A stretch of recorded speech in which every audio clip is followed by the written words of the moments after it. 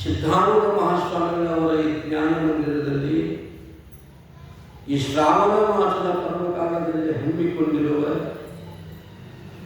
ಶಿವಾವತಾರಿ ಜಗದ್ಗುರು ಸಿದ್ಧಾರೂಢ ಭಾರತೀ ಸ್ವಾಮಿಗಳ ಚರಿತ್ರ ಕಲ್ಪದ್ರುಮವನ್ನು ನಾವೆಲ್ಲರೂ ಸುಮಾರು 6-7 ವರ್ಷಗಳಿಂದ ಶ್ರವಣ ಮಾಡ್ತಾ ಬಂದಿದ್ದೇವೆ. ಇಲ್ಲಿವರೆಗೆ ನಾವು 2 ಅಧ್ಯಾಯಗಳನ್ನು ಶ್ರವಣ ಮಾಡ್ತಾ ನಿನ್ನೆ ದಿವಸ ಹೇಳಿದರು ಭರದಿ ದುಃಖವನ್ನೀವ ಮೋಹವಿನಿಪ್ಪೈ ಮುಸಲೆಯನ್ನು ನೆರೆ ನಶಿಸಲಿಕ್ಕೆ ಯೋಗ್ಯವಹವೇ ವರಗಲೇಂದ್ರನ ಮರಣ ದುಃಖವ ಪರಿಹರಿಸಿಕೊಳ್ಳದಂತ ನಿರ್ಣಯ ಶರಣ ಕಾಮ್ನವಿಪೆ ತಿಳ್ಕೊಂಡು ಈ ಸಂಸಾರದಲ್ಲಿ ಒಂದು ಮೋಹ ಅನ್ನುವಂಥದ್ದೊಂದು ಸಾಗರದಲ್ಲಿ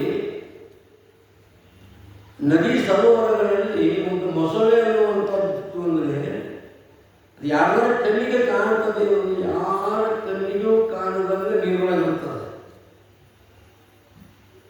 ಆ ಕಡೆ ಈ ಕಡೆ ದಂಡಿಗೆ ಬಂದಿರತಕ್ಕಂಥ ಪ್ರಾಣಿಗಳನ್ನು ನೋಡಿತು ಅಂತಂದ್ರೆ ಅದು ಹೆಂಗೆ ಬರ್ತದೆ ಗೊತ್ತಾಗೋಲ್ಲ. ಬಂದು ಏನು ಮಾಡ್ತದೆ ಅಂದ್ರೆ ಆ ಮೊಸಳೆ ಆ ಮನುಷ್ಯನನ್ನು ಒಮ್ಮೆ ಹಿಡಿತು ಅಂತಂದ್ರೆ ಬಿಡುದು. ಮೊಸಳಿ ತಾಕತ್ತು ನೀರಾಗ ಮಾಡ್ತದೆ. ಭೂಮಿ ಮೇಲೆ ಬಂದ್ರೆ ಅದ್ರ ತಾಕತ್ತು ಕಡಿಮೆ, ಭೂಮಿ ಮೇಲೆ ಬಂದ್ರೆ ಅದ್ರ ತಾಕತ್ತು ಕಡಿಮೆ. ನೀರೊಳಗೆ ಏನಾಗ್ತದೆ ಅಂದ್ರೆ ಮೊಸಳಿ ತಾಕತ್ತ ಒಂದು ದೊಡ್ಡ ಆನೆಗಿಂತಲೂ ಹೆಚ್ಚಿನ ತಾಕತ್ತು ಮೊಸಳಿ ಇರ್ತದೆ. ಆನೆಯನ್ನೇ ಎಳೆದುಕೊಂಡು ಹೋಗುವಂಥ ಸಾಮರ್ಥ್ಯ ಮೊಸಳಿಗಿರ್ತದಂತೆ. ಅಂಥ ಸಾಮರ್ಥ್ಯದಿಂದ ಕೊಡುವಂಥ ಮೊಸಳೆ ಅನ್ನುವಂಥದ್ದು ಇಲ್ಲಿ ಮೋಹ ನಮ್ಮೆಲ್ಲರಿಗೂ. ಪ್ರತಿಯೊಬ್ಬರ ಹೃದಯದಲ್ಲಿ ಒಂದು ಮೋಹ ಅಂತದ. ರಿಷಟ್ ವರ್ಗಗಳಲ್ಲಿ ಅದೊಂದು ಕಾಮ, ಕ್ರೋಧ, ಲೋಭ, ಮೋಹ, ಮದ, ಮತ್ಸರ ಅನ್ನತಕ್ಕಂಥ ರಿಷಟ್ ವರ್ಗಗಳಲ್ಲಿ 4ನೇದಾಗತಕ್ಕಂಥ ಒಂದು ಮೋಹ ಪ್ರತಿಯೊಬ್ಬ ಜೀವಿಯನ್ನು ಏನು ಮಾಡಿದವು ಅಂತಂದ್ರೆ ಎಲ್ಲೆಲ್ಲೂ ಹೋಗದಂಗೆ, ಎಚ್ಚೆತ್ತು ಹೋಗದಂಗೆ ಪ್ರತಿಯೊಬ್ಬ ಜೀವಿಯನ್ನು ಏನು ಮಾಡಿದವು ಅಂದ್ರೆ ಬಿಗದು ಕಟ್ಟಿ ಹಾಕಿಬಿಡ್ತಾರೆ. ಮಿಸುಕಲಿಯದೆಲ್ಲ ಮೋಹ ವಿಸರವೆಂಬ ವನವನುಗಿ ಬಚಿತವೆನಿಸಿ ರುದ್ರನಿನ್ನ ಮೊಸಲವನ್ನು ನೇತ್ರದಿಂದ ನೋಡಲಾಗದೇ ದೇವಾ. ಹೇ ಪರಮಾತ್ಮ, ಎಲ್ಲಿವರೆಗೆ ನಿನ್ನ ಮೊಸಲ ನೇತ್ರ, ನಿನ್ನ ಜ್ಞಾನ ನೇತ್ರದಿಂದ ನೀ ನನ್ನ ಮೇಲೆ ಪ್ರಕಾಶವನ್ನು ಚೆಲ್ಲುವುದಿಲ್ಲೋ ಅಲ್ಲಿವರೆಗೆ ಆ ಮೋಹ ಅನ್ನುವಂಥ ಮೊಸಳೆ ನಮ್ಮನ್ನು ಬಿಡುವುದಿಲ್ಲ. ಹಂಗೆ ವರಗಲೇಂದ್ರನ ನೀರೊಳಗೆ ಹೋಗಿ ನೀರು ಕುಡಿಯುವುದಕ್ಕೆ ಹೋಗಿರ್ತಕ್ಕಂಥ ಆನೆಯನ್ನು ಮೊಸಳು ಹಿಡಿದು ತಿಳ್ಕೊಂಡು ಹೋಗುವಂಥ ಸಂದರ್ಭದಲ್ಲಿ ಆದಿಮೂಲವೆಂಬ ನಾಮ ಬೇಕಾಯಿತು ಅಂತ ಒಂದು ಮೊಸಳನ್ನು ಹೂವನ್ನು ಕಿತ್ತು ಶ್ರೀಮನ್ನಾರಾಯಣಗೆ ಅರ್ಪಣೆ ಮಾಡಿ ಏನು ಮಾಡ್ತೀವಿ ಅಂತಂದರೆ ಅವನ ಪ್ರಾರ್ಥನೆಯನ್ನು ಮಾಡಿದಾಗ ಶ್ರೀದೇವಿ ಹೇಳದೆ ಶರಣು ಸರಿಪಡಿಸದೆ ಪಗಡಿಯಾಡ ಕಟ್ಟಿದಂತೆ ಕೃಷ್ಣ ಪರಮಾತ್ಮ ಮುನಿಗಳು ದ್ವಾರಕೆಯಲ್ಲಿ ಶ್ರೀಕೃಷ್ಣ ಪರಮಾತ್ಮ ರುಕ್ಮಿಣಿ ಇಬ್ಬರು ಕುಂತು ಪಗಡಿ ಆಡುವಾಗ ಒಂದು ನೇಮನೆ ಅಂತಂದ್ರೆ ಪಗಡಿ ಆಟ ಹೋಗ್ತು ಅಂದ್ರೆ ಆಟ ಮಾಡಿ ಹೇಳುವಂಗಿಲ್ಲ. ನೇಮನೆ ಯಾವಾಗ ಗಜೇಂದ್ರ ಮೊರೆ ಇಟ್ಟು ಕೃಷ್ಣ ಪರಮಾತ್ಮ ಏನು ಮಾಡಿದ ಅಂದ್ರೆ ಶ್ರೀದೇವಿ ಹೇಳದೆ ಶರಣು ಸರಿಪಡಿಸದೆ ಭರದಿಂದ ಎಂದು ಏನು ಮಾಡಿದ ಅಂತಂದ್ರೆ ಛತ್ರವನ್ನು ಬಿಟ್ಟು ಆ ಮೊಸಳೆಯ ಶರವನ್ನು ಕತ್ತರಿಸಿ ಭಕ್ತನಾಗಲ್ಪಟ್ಟಂಥ ಗಜೇಂದ್ರನ ಹೆಂಗಾಗಿ ರಕ್ಷಣೆಯನ್ನು ಮಾಡಿದೋ ಹಾಗೆ ಸಂಸಾರ ಸಾಗರದಲ್ಲಿ ಮೋಹವೆಂಬ ಮೊಸಳೆ ನಮ್ಮನ್ನೆಲ್ಲರೂ ಏನು ಮಾಡಿದೆ ಅಂದರೆ ಮೋಹಗ್ರಾಸೈಕ್ಯ ಕರ್ಮಣಿ ಪಂಚದಶಿಯಲ್ಲಿ ಮಂಗಲವನ್ನು ಬರುವಾಗಿ ಮಾತನ್ನು ಬರೀತಾರೆ ಅವರು. ನಮಃ ಶ್ರೀ ಗುರು ಶಂಕರಾನಂದ ಪರಾಂಬುಜಂ ಸವಿಲಾಸ ಮಹಾಮೋಹಗ್ರಾಹ ಗ್ರಾಸೈಕ್ಯ ಕರ್ಮಣಿ ಅಂತ ಬರ್ಕೊಂಡು ಬಂದಂತೆ ಆ ಮೋಹವನ್ನು ನಿನ್ನ ದೃಷ್ಟಿ ಬಿಟ್ಟೇನು ಮಾಡುವಂತಂದ್ರೆ ನಮ್ಮಲ್ಲಿರ್ತಕ್ಕಂಥ ಮೋಹವನ್ನು ತೆಗೆದುಹಾಕು ಪರಮಾತ್ಮ ಅಂತ ಪ್ರಾರ್ಥನೆಯನ್ನು ಮಾಡ್ಕೊಂಡಿರ್ತಕ್ಕಂಥ ವಿಚಾರವನ್ನು ನಾವೇನು ಮಾಡಿರ್ತೀವಿ ಒಂದು ಶ್ರವಣ ಮಾಡ್ತಾ ಮಾಡ್ತಾ ಇವತ್ತು 3ನೇ ಅಧ್ಯಾಯವನ್ನು ಪ್ರಾರಂಭ ಮಾಡ್ತೀವಿ. ಅದಕ್ಕೆ ಹೆಸರು ಏನು ಕೊಟ್ಟರು ಅಂದ್ರೆ ಅಕ್ಷಯ ಜಂಬೂ ಫಲ. ಕ್ಷಯ ಅಂದ್ರೆ ನಾಶ, ಅಕ್ಷಯ ಅಂದ್ರೆ ನಾಶ ಆಗಲಿಲ್ಲ, ಅದಕ್ಕೆ ಅಕ್ಷಯ ಅಂತ ಕರೀತಾರೆ. ಜಂಬೂ ಫಲ ಅಂದ್ರೆ ನೀರಿನ ಹಣ್ಣು. ಜಂಬೂ ಫಲ ಅಂದರೆ ಈ ದೊಡ್ಡ ನೀರಿನ ಹಣ್ಣು ಇಷ್ಟು ದೊಡ್ಡ ಅವತ್ತು ಜಂಬೂ ನೀರಿನ ಹಣ್ಣು ಅಂತ ಕರೀತಾರೆ. ಅಂಥ ಜಂಬೂ ಫಲದ ಅಕ್ಷಯವನ್ನು ಮಾಡಿರತಕ್ಕಂಥ ವಿಚಾರವನ್ನು ನಾವು ಈ 3ನೇ ಅಧ್ಯಾಯ, ಇದು ಇನ್ನೂ ಬಾಲಲೀಲಾ ಕಾಂಡನದ ಪ್ರಥಮ ಕಾಂಡದ ಸೂತ್ರೇ ಪದ್ಯದಲ್ಲಿ ಆಚಾರ್ಯರು ಬರೀತಾರೆ, ಸತ್ತ ಪಾವಿಗೆ ಪ್ರಾಣಮಂತಾಂ ಮತ್ತೆ ನೇರಲ ಪಂಗಲಕ್ಷಯ ವಿತ್ತು ಗೆಳೆಯರಿ ಲಿಂಗರು ವಿತ್ತು ಗೆಳೆಯರಿ ಅಂದು ಸಿದ್ಧನು ಮಹಿಮೆದೋರಿದರು. ಇದರೊಳಗೆ 3 ದೃಷ್ಟಾಂತಗಳನ್ನು, 3 ಮಹಿಮೆಗಳನ್ನು, 3 ಲೀಲೆಗಳನ್ನು ಈ ಅಧ್ಯಾಯಗಳನ್ನು ನಾವು ಹೇಳಿಕೊಂಡು ಸೂಚನಾ ಪದ್ಯದಲ್ಲಿ ಇಡೀ ಅಧ್ಯಾಯದ ಸಾರ, ಇಡೀ ಅಧ್ಯಾಯದ ಸಾರ ಎಲ್ಲಿರ್ತದೆ ಅಂತಂದರೆ ಈ ಸೂಚನಾ ಪದ್ಯದಲ್ಲಿರ್ತದೆ. ಅಷ್ಟರೊಳಗೆ ಅವು 3 ಸಾಲಿನ ಪದ್ಯ. ಅದಕ್ಕೇನಂತಾರೆ ತ್ರಿಪದಿ ಅಂತ ಕರೀತಾರೆ. ತ್ರಿಪದಿ, ತ್ರಿವಿಧಿ ಇವು ಪದನಾಮಗಳು. ಒಟ್ಟಾರೆ 3 ಸಾಲಿನ ಪದ್ಯಗಳಿಗೆ ತ್ರಿಪದಿಗಳಂತ ಕರ್ಕೊಂಡು ಬರ್ತಾರೆ. ಸತ್ತ ಹಾವಿಗೆ ಪ್ರಾಣ ಬರುವಂತೆ ಮಾಡಿ, ಇದು 1ನೇ ಮಹಿಮಾ. 2ನೇ ಮಹಿಮಾ ಯಾವುದು ಅಂದ್ರೆ ನೀರದ ಹಣ್ಣುಗಳ ಅಕ್ಷಯ ರಾಶಿ ಮರದಿಂದ ಕೆಳಗೆ ಸುರಿಯುವಂತೆ ಮಹಿಮೆಯನ್ನು ನೀಡಿದರು. ಏನು ಮಾಡಿದ್ರು ಅಂದ್ರೆ 4ನೇ 3ನೇ ಯಾವುದು ಅಂತಂದರೆ ಈ ಅಧ್ಯಾಯದಲ್ಲಿ ಏನು ಮಾಡ್ತಾನು ಅಂತಂದರೆ ನಾನು ನನ್ನ ಮಗ. ಭಾಳ ಸುಂದರವಾದ ವಿಚಾರಗಳನ್ನು ಇಟ್ಟುಕೊಂಡಿದ್ದಾರೆ. ಒಂದು ಸೂಚನೆಯನ್ನು ಕೊಡ್ತಾರೆ, ಅನ್ನೋದು ಹಳಿ ಹಾಕ್ತಾರೆ. ರೈಲ್ವೆ ಹೆಂಗೆ ಉಳಬೇಕು ಅಂದ್ರೆ ಹರಿಮೇಳ ಉಳಬೇಕು. ಆ ಹರಿಮೇಳ ಉಳಿತು ಅಂದ್ರೆ ರೈಲ್ವೆ ಬಿಡುವುದಿಲ್ಲ, ಹಳಿ ಬಿಟ್ಟು ರೈಲ್ವೆ ಬಿದ್ದು. ಹಂಗೆ ವಿಷಯ ಸೂಚನೆ ಅಂತೇನು, ಸೂಚನೆ ಪದ್ಯದಲ್ಲಿ ಏನು ವಿಷಯವನ್ನು ಅವ್ರು ಹೇಳ್ತಾರೋ ಅದೇ ವಿಷಯದ ಮೇಲೆ ಏನಾಗಬೇಕು ಅಂತಂದರೆ ಈ ಪ್ರವಚನಕಾರ ಅಂತಕ್ಕಂಥವನ್ನ ಡಬ್ಬಿ ಆ ಹಳಿಗೆ ನಾವು ಒಂದು ಉಳ್ಳು ಹೊರತಾಗಿ ಆ ಹಳಿಗೆ ಬರೋದು ಅಂತ ಸೂಚನೆ ಪದ್ಯವನ್ನು ಹೇಳಿ ಭಾಳ ಸುಂದರವಾಗಿ ಕವಿಗಳು ಪ್ರತಿಯೊಂದು ಪದ್ಯಕ್ಕೆ ಒಂದು ಸ್ತುತಿ ಪದ್ಯ ಅಂತ ಬರೀತಾರೆ. ಅದರಲ್ಲಿ ಏನಿರಬೇಕು ಅಂತ ಎಲ್ಲ ಕೂತ್ಕೊಂಡ್ರು. ಚರಿತ್ರ ನಾಯಕನ ಸ್ತುತಿ ಇರಬೇಕು, ಅವನ ಸ್ಥಿತಿ ಇರಬೇಕು, ಅದು ಜೀವಿಗಳಿಗೆ ಬೋಧ ರೂಪ ಇರಬೇಕು. ಇದಕ್ಕೆ ಪದ್ಯ ಅಂತ ಕರೀತಾರೆ. ಒಂದು ಪದ್ಯವನ್ನು ರಚನಾ ಮಾಡಬೇಕಾಗಿತ್ತು ಅಂತಂದರೆ ಮೂಲ ಪುರುಷನ ಸ್ಥಿತಿ ಇರಬೇಕು. ಹಂಗೆ ಸ್ಥಿತಿ ಇರಬೇಕು. ಆ ಸ್ಥಿತಿಯ ಜೊತೆಗೆ ಏನಿರಬೇಕು ಅಂದ್ರೆ ಅವನ ಸ್ತುತಿ ಇರಬೇಕು. ಆ ಸ್ತುತಿ ಜೊತೆಗೆ ಮುಂದೆ ಕುಂತವರಿಗೆ ಉಪದೇಶ ಇರಬೇಕು. ಇವು 3 ಲಕ್ಷಣಗಳಿಂದ ಕೂಡಿಕೊಂಡು ಒಂದು ಪದ್ಯವನ್ನು ರಚನಾ ಮಾಡಬೇಕು ಅಂತ ಪದ್ಯದ ಒಂದು ನೇಮದ. ಅದರಂತೆ ಏನು ಮಾಡ್ತಾರೆ, ಪ್ರತಿ ಆರಂಭದ ಮೊದಲನೇ ನುಡಿ ಒಳಗೆ ಏನು ಮಾಡ್ತಾರೆ ಅಂತಂದರೆ ಸ್ತುತಿ, ಸ್ಥಿತಿ, ಬೋಧಪರವಾಗಿರ್ತಕ್ಕಂಥ ಪದ್ಯವನ್ನು ಆಚಾರ್ಯರು ಬೆಳಗ್ಗೆ ಬಸವಂತ ಆಚಾರ್ಯರು ರಚನೆಯನ್ನು ಮಾಡ್ತಾ ಇದ್ದಾರೆ. ಏನು ಹೇಳ್ತಾರೋ ಅಂತ ಕೇಳಿದರೆ, ಗುರುವರನೆಯನ್ನನ್ನು ಪಿಡಿಯುತ್ತ ಶಿರವ ಪಡೆ ಒಲಿಗಳಲ್ಲಿ ಮತ್ತಮ್ಮ ಹರುಷದಿಂದ ನೆರೆ ಪಡೆಯುವ ಸಜ್ಜನರಲ್ಲಿ ಯಾವಾಗ್ಯೂ ಮೆರೆಯುತ್ತೆನ್ನೋ ತಾನು ನೆರೆಯಾಗಿರುವ ಗುರುಭಾವನೆಯು ಕೆರದಂ ತಿರಿಸುತ್ತೆನ್ನಂ ಪಾಲಿಸೆನ್ನುತ್ತ ನನಗೆ ನಾವು ನಮಗೆ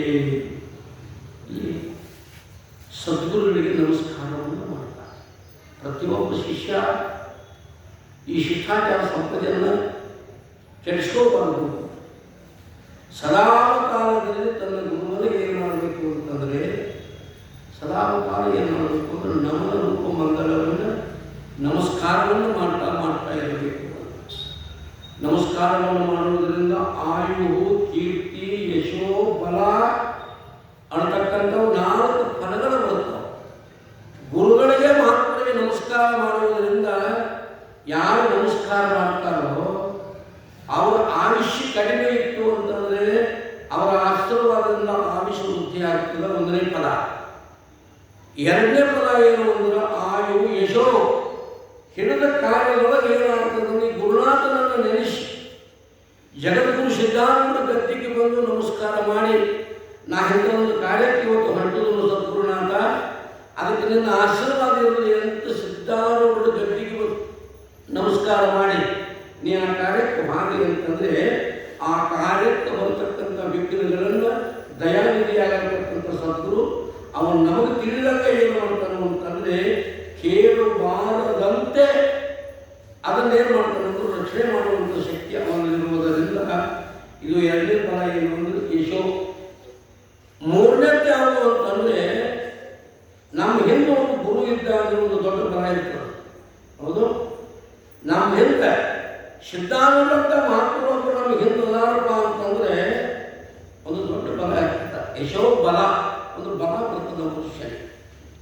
ಒಳಗ ಮನಸ್ಸೊಳಗೆ ಗುರು ಚಿಂತನವನ್ನು ಮಾಡ್ತಾ ಇದ್ದ ಅಂದರೆ ನನ್ನ ಜೊತೆಗೆ ಯಾರಾದರೂ ಒಂದು ಸಿದ್ಧಾಂತ ಅನ್ನುವಂಥದ್ದೊಂದು ಬಲ ಅವನೊಳಗೆ ಬರ್ತದೆ.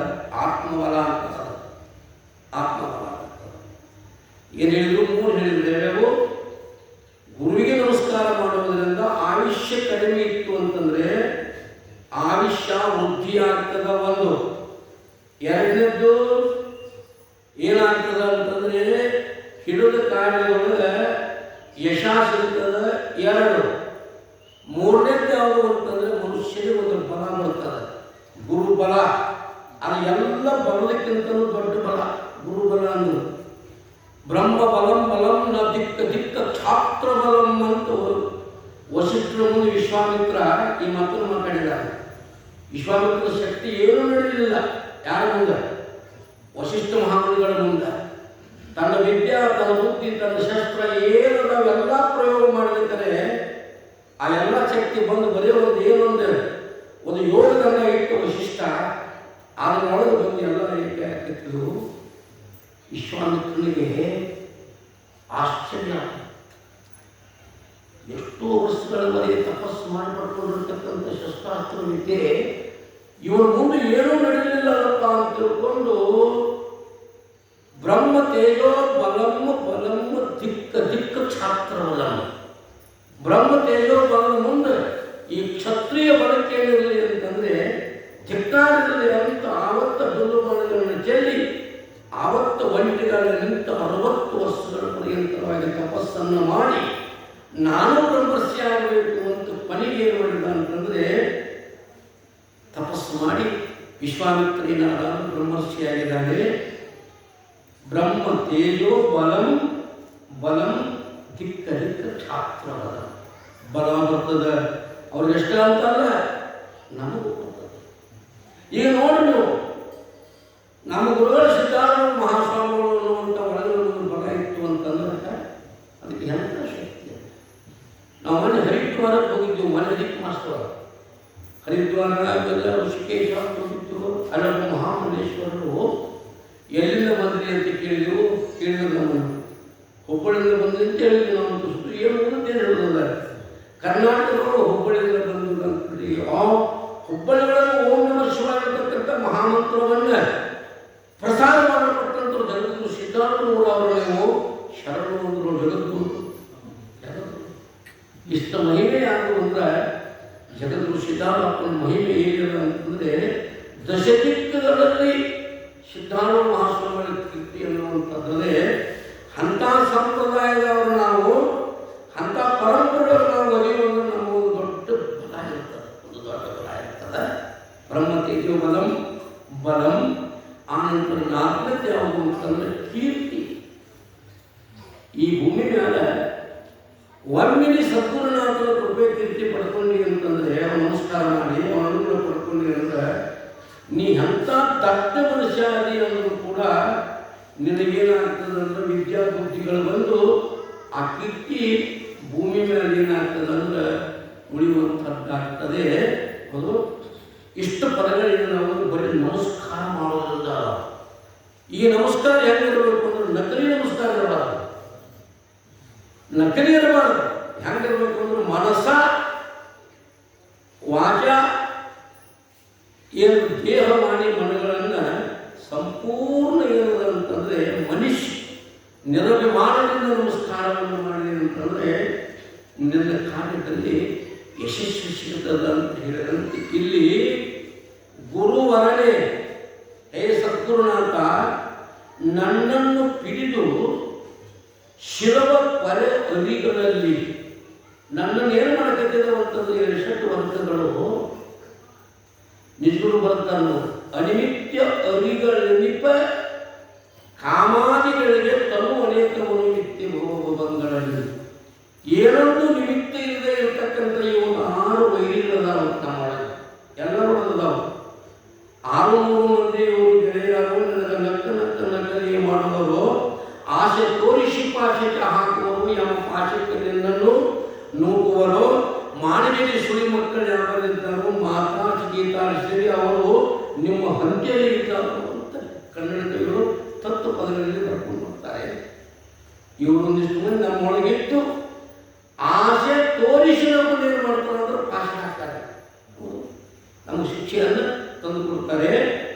ಅಂತ ನಮ್ಮನ್ನು ಮೋಸ ಮಾಡತಕ್ಕಂಥ ನಮ್ಮ ಶಿರವನ್ನು ಕೊರೆಯುವಂಥ ಅರಿಗಳಲ್ಲಿ ನಮ್ಮನ್ನು ಏನು ಮಾಡಿದೆ ಅಂತಂದರೆ ಅದರಿಂದ ಮತ್ತೊಮ್ಮ ಔಷಧ ನೆರೆ ಕೊಡುವ ಆ 68 ವರ್ಗಗಳ ಒಬ್ಬ ಹಟ್ಟಿಯಲ್ಲಿ ಸಿಕ್ಕಿಕೊಂಡಿರ್ತಕ್ಕಂಥ ನನ್ನನ್ನು ನೆರೆ ಕೊಡುವ, ಚೆನ್ನಾಗಿ ನನ್ನನ್ನು ರಕ್ಷಣೆ ಮಾಡುವ ಮತ್ತು ಸಜ್ಜನರಲ್ಲಿ ಯಾವಾಗ್ಯೂ ಮರೆಯನ್ನು ತಾನು ನೆಲೆಯಾಗಿರುವ ಸತ್ಪುರುಷರಲ್ಲಿ ಸಜ್ಜನರಲ್ಲಿ ನನ್ನ ನಿರ್ಮಾಣವನ್ನು ಯಾವಾಗಲೂ ನಾನು ಏನಿರಬೇಕು ಅಂತಂದರೆ ಅಲ್ಲೇ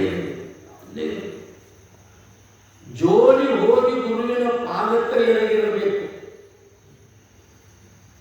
ಶೆಲೆ ಕುಡಿಯದ ನಿಶೆ ಆಗಿರಬೇಕು, ತಂಬಾಕಿಲ್ಲದ ಬತ್ತಿ ಸೇರಿರಬೇಕು, ನೀರು ಇಲ್ಲದೆ ಜಳಕ ಮಾಡಿರಬೇಕು, ಎಬಡು ತೊಡದ ನಾಡಿಗೆ ಬಿದ್ದಿರಬೇಕು. ಜೋಡಿ ಹೋಗಿ ನಾ ಬಿದ್ದರೆ ಎಲ್ಲಿ ಬೀಳಬೇಕು ಅಂದ್ರೆ ಗುರುವಿನ ಚರಣದಲ್ಲೇ ಬೀಳಬೇಕು.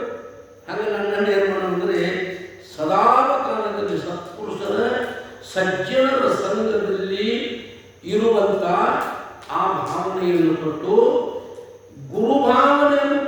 ಗುರುಭಾವನೆಯು ಕೆಳದಂತೀರಿಸುತ್ತೆನ್ನು ಪಾಲಿಸೆನ್ನುವ ನಿನಗೆ ನಾನು ಜೀವನದೊಳಗೆ ಗುರುಗಳ ಬಗ್ಗೆ ಏನಾಗಬಾರದು ಅಂತಂದರೆ ಎಂದೂ ಭಾವನೆಯಿಂದ ಶಿಷ್ಯನಾಗಲ್ಪಟ್ಟಂತ ಕೆಡಿಸ್ಕೋಬಾರದು.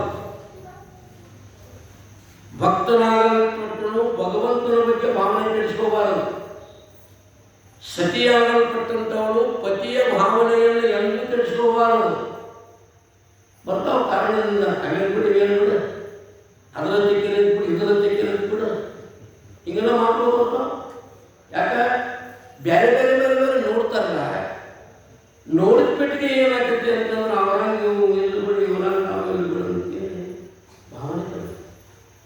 ಅಂದವೇಣಿಯು ರೂಪ ಸುಂದರ ಇಲ್ಲದ ಗಂಡ ಚಂದ್ರನ ಸರಿ ಎಂದು ತಿಳಿಯಿರಮ್ಮ, ಸಂದೇಹವಿಲ್ಲದೆ 10 ಮಂದ್ಯಾಗ ಪ್ರೀತಿಸಿ ಚಂದಾಗಿ ಕೀರ್ತಿಯನ್ನು ಪಡೆಯಿರಮ್ಮ.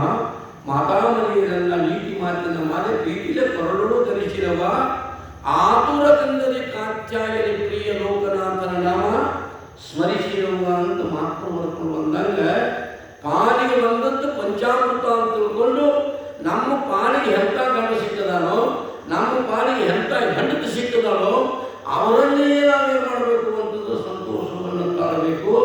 ಅವೆಂತವ ಇವೆಂತವ ಅಂತ ಗಂಡನ ಬಗ್ಗೆ ಹೆಂಡತಿ ಬಗ್ಗೆ ಗಂಡ ಏನು ಮಾಡಬಾರ್ದು ಅಂದ್ರೆ ತಲೆ ಕೆಡಿಸ್ಕೋಬಾರದು ಅಂತ ಲೌಕಿಕ ಮಾತು.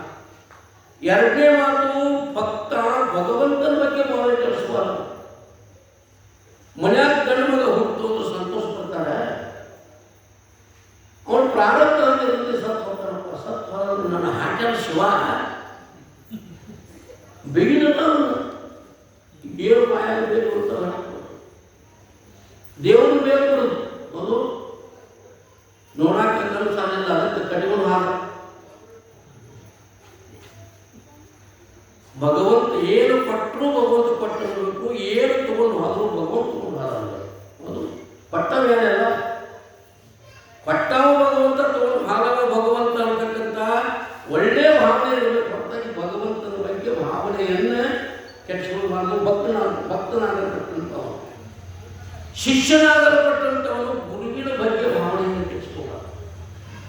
ಎಂಥ ಪ್ರಸಂಗ ಬಂದ ತ್ವರೆಯದಿರು ಗುರುವ, ತ್ವರೆಯದಿರು ಗುರಿಯ, ತ್ವರೆಯದಿರು ಗೆಲುವಿನೆಂಬಂತಹ ಗುರು ಭಾವನೆ. ಎಂಥ ಪ್ರಸಂಗ ಬಂದರೂ ಗುರುವಿನ ಭಾವನೆಯನ್ನು ಶಿಷ್ಯನಾಗಲ್ಪಟ್ಟಂಥವು ಕೆಡಿಸ್ಕೋಬಾರದು. ಅಂದ್ರೆ ಅವನು ಏನಾಗ್ತೈತೆ ಅಂದ್ರೆ ನಿಜವಾದ ಜ್ಞಾನಕ್ಕೆ ಹೊರತಾಗಿ ಗುರುವಿನ ಬಗ್ಗೆ ಅವಂತಗಳು ಇವಂತಗಳು, ಅವನಂತೆ ಕೇಳಂತೆ ಇವನಂತೆ ಕೇಳಂತೆ, ನಾವು ಅವ್ರು ನೋಡಿ ಇವ್ರು ನೋಡಿ ಅವರಂಗೆ ಇವರಿಲ್ಲ ಏನಿಲ್ಲ. ಗುರು ಅನ್ನುವಂಥ ಪದ ಒಂದ ದೇಹದಲ್ಲಿ ಇರ್ಬೋದು ಅಷ್ಟೇ. ಆದರೆ ಗುರು ಅನ್ನುವಂಥ ಪದ ಅರು ಅನ್ನುವಂಥದ್ದು ಪ್ರತಿಯೊಬ್ಬರೊಳಗೂ ಒಂದಾಗಿ ಆ ಅರುವೇ ವಿದ್ಯಾ ದೈವ ಗುರುವೆಂದು ಬದುಕಲಿ ಜಾಣರ ದೇವ ಅಂತ ನಿಜಗೊಂಡು ಜ್ಞಾನಸ್ಥರೇ ಬೆಳಕೊಂಡು ಬಂದಿದ್ದಾರೆ. ಯಾವ ಪ್ರಸಂಗ ಬಂದರೂ ಗುರುವಿನ ಬಗ್ಗೆ ಶಿಷ್ಯನಾಗತಕ್ಕಂಥವರು ಭಾವನೆಯನ್ನು ಕೆಡಿಸ್ಕೋಬಾರದು ತಿಳ್ಕೊಂಡು ಗುರುಭಾವನೆಯು ಕೆಡದಂತಿರಿಸುತ್ತೆನ್ನಂ ಪಾಲಿಸನ್ನುತ್ತ ನಿನಗೆ ನಾ ಏನು ಮಾಡ್ತೀನಿ ಅಂತಂದರೆ ನಮಸ್ಕಾರವನ್ನು ಮಾಡ್ತೀನಿ. ನಮಸ್ಕಾರವನ್ನು ಅಂತ ಮೊಟ್ಟ ಮೊದಲನೆಯ ಒಂದು ಪದ್ಯವನ್ನು ಆರಂಭ ಮಾಡಿ ಇನ್ನು ಮುಂದೆ ಕಥೆಯನ್ನು ಆರಂಭ ಮಾಡ್ತಾ ಇದ್ದಾರೆ. ಏನಂತ ಒಂದು ಕೇಳಿದ್ರೆ, ಒಂದು ದಿನ ಗುರುಜನರು ಮಹಾನಂದನು ವನಭೋಜನವ ಬಹು ಚಂದದಿ ಮಾಡಿ ಬರಬೇಕೆಂದು ಶೀಘ್ರದಲ್ಲಿ ಬಂದರೊಮ್ಮೆಗೆ ತರುಣ ವೃದ್ಧರು ಕಂದರನ್ನೆತ್ತಿದ್ದ ಸ್ತ್ರೀಯರು ಮಂದಹಾಸದಿ ಭೀಮರಾಯನ ವನಗೆ ತಾವೆಲ್ಲ. ಒಂದು ದಿವಸ ಪೂಜೆಗಳು ಕೂಡಿ ವರ್ಷಕ್ಕೊಮ್ಮೆ ಈ ವನಭೋಜನ ಅಂತ ಮಾಡ್ತಾರೆ. ಒಂದೊಂದು ಊರು ಕಡೆ ಅಲ್ಲಿಕೇರಿ ಅಂತ ಮಾಡ್ತಾರೆ. ಗೊತ್ತೈತೆ ಅಲ್ಲಿಕೇರಿ? ನಾವು ಸಣ್ಣ ಬಂದಾಗ ಸಾರಿ ಹೋಗುವಾಗ ಈ ಇದೇ ಶ್ರಾವಣ ಮಾಡ್ತಾರೆ. ಅಲ್ಲಿಕೇರಿಗಂತ ಎಲ್ಲರೂ ಹೋಗುದು ಗುಡ್ಡ ಅಥವಾ ಒಂದು ಒಣ ಹೊಳೆ ದಾಂಡಿ ಎಲ್ಲ ಇರ್ತದೆ. ಎಲ್ಲರೂ ತಮ್ಮ ಮನೆ ಒಳಗೆ ಏನು ಮಾಡಿಸ್ಬೋದು ಅಂದರೆ ಏನಾದ್ರು ತಿನಿಸು ಮಾಡಿಕೊಂಡು ಎಲ್ಲರೂ ಕಟ್ಕೊಂಡು ಅಲ್ಲಿಕೇರಿ ಇದನ್ನ ಸೇರ್ಕೊಂಡು ಪದ ಆಯ್ನ ಮುಸ್ವಾಮಿ ಕೇಳಬೇಕು. ಅಲ್ಲಿಕೇರಿಗೆ ಹೋಗೋದು ಬರ್ತದೆ ನಾವು ಒಲೆಯನ್ನು ನೀವು ಇಲ್ಲಿ ಇರ್ತದೆ ಅಂದ್ರವ ಅಂತ ಶರೀಫ್ ಸಾಹೇಬ್ ಬಹಳ ಸುಂದರವಾಗಿ ಒಂದು ಪದ್ಯವನ್ನು ರಚನೆ ಮಾಡಿದ್ರು. ಅದರಂತೆ ಪುರಜನರೆಲ್ಲ ಏನು ಮಾಡೋದು, ಒಂದು ದಿನ ಎಲ್ಲರೂ ಒಟ್ಟಿಗೆ ಸೇರಿ ತಮ್ಮ ತಮ್ಮ ಮನೆಯೊಳಗೆ ಏನು ಮಾಡೋದು ಅಂತಂದ್ರೆ ಯಾರ್ಯಾರಿಗೆ ಏನೋ ಅನುಕೂಲಕ್ಕೋ ಆ ರೀತಿ ತಿಂದಿದ್ದ ಪದಾರ್ಥಗಳನ್ನ ಎಲ್ಲ ಏನು ಮಾಡೋದು ಅಂತಂದರೆ ಭೋಜನ ಪದಾರ್ಥಗಳನ್ನು ತಯಾರು ಮಾಡಿಕೊಂಡು ಎಲ್ಲ ಅಬಾಲ ವೃದ್ಧರು ಅಂದರೆ ಸಣ್ಣವನ್ನು ಮಾಡಿಕೊಂಡು ವೃದ್ಧರ ಪರ್ಯಂತರವಾಗಿ ಇಡೀ ಊರು ಜನ ಎಲ್ಲ ಏನು ಮಾಡೋದು ಅಂತಂದರೆ ತಮ್ಮ ತಾಯಂದಿರು ತಮ್ಮ ತಮ್ಮ ಮಗದಲ್ಲಿ ತಮ್ಮ ಕಂದಮ್ಮಗಳನ್ನು ತಮ್ಮ ಮಕ್ಕಳನ್ನು ಎತ್ತಿ ಕೂಡಿಸಿಕೊಂಡು ಏನು ಮಾಡಿದ್ರು ಅಂತಂದರೆ ಎಲ್ಲರೂ ಸಂತೋಷದಿಂದ ಭೀಮರಾಯನ ತೋಟ ಅಂತಕ್ಕಂಥ ಒಂದು ತೋಟ, ಅಲ್ಲಿ ಎಲ್ಲರೂ ವನಭೋಜನವನ್ನು ಮಾಡಬೇಕು ಅಥವಾ ಸಹಭೋಜನ ಅಂತ ಕರೀತಾರೆ. ಪರಸ್ಪರ ಸಹಭೋಜನ. ಏನು ವೈರತ್ವಿದ್ರು ಕೂಡ ಹೆಂಗೆ ನಾವು ಬನ್ನಿಗಳು ಇವಾಗ ವೈರತ್ವಿದ್ರು ಕೂಡ ಹೋಗಿ ಬನ್ನಿ ಕೊಡೋದಿಲ್ಲ.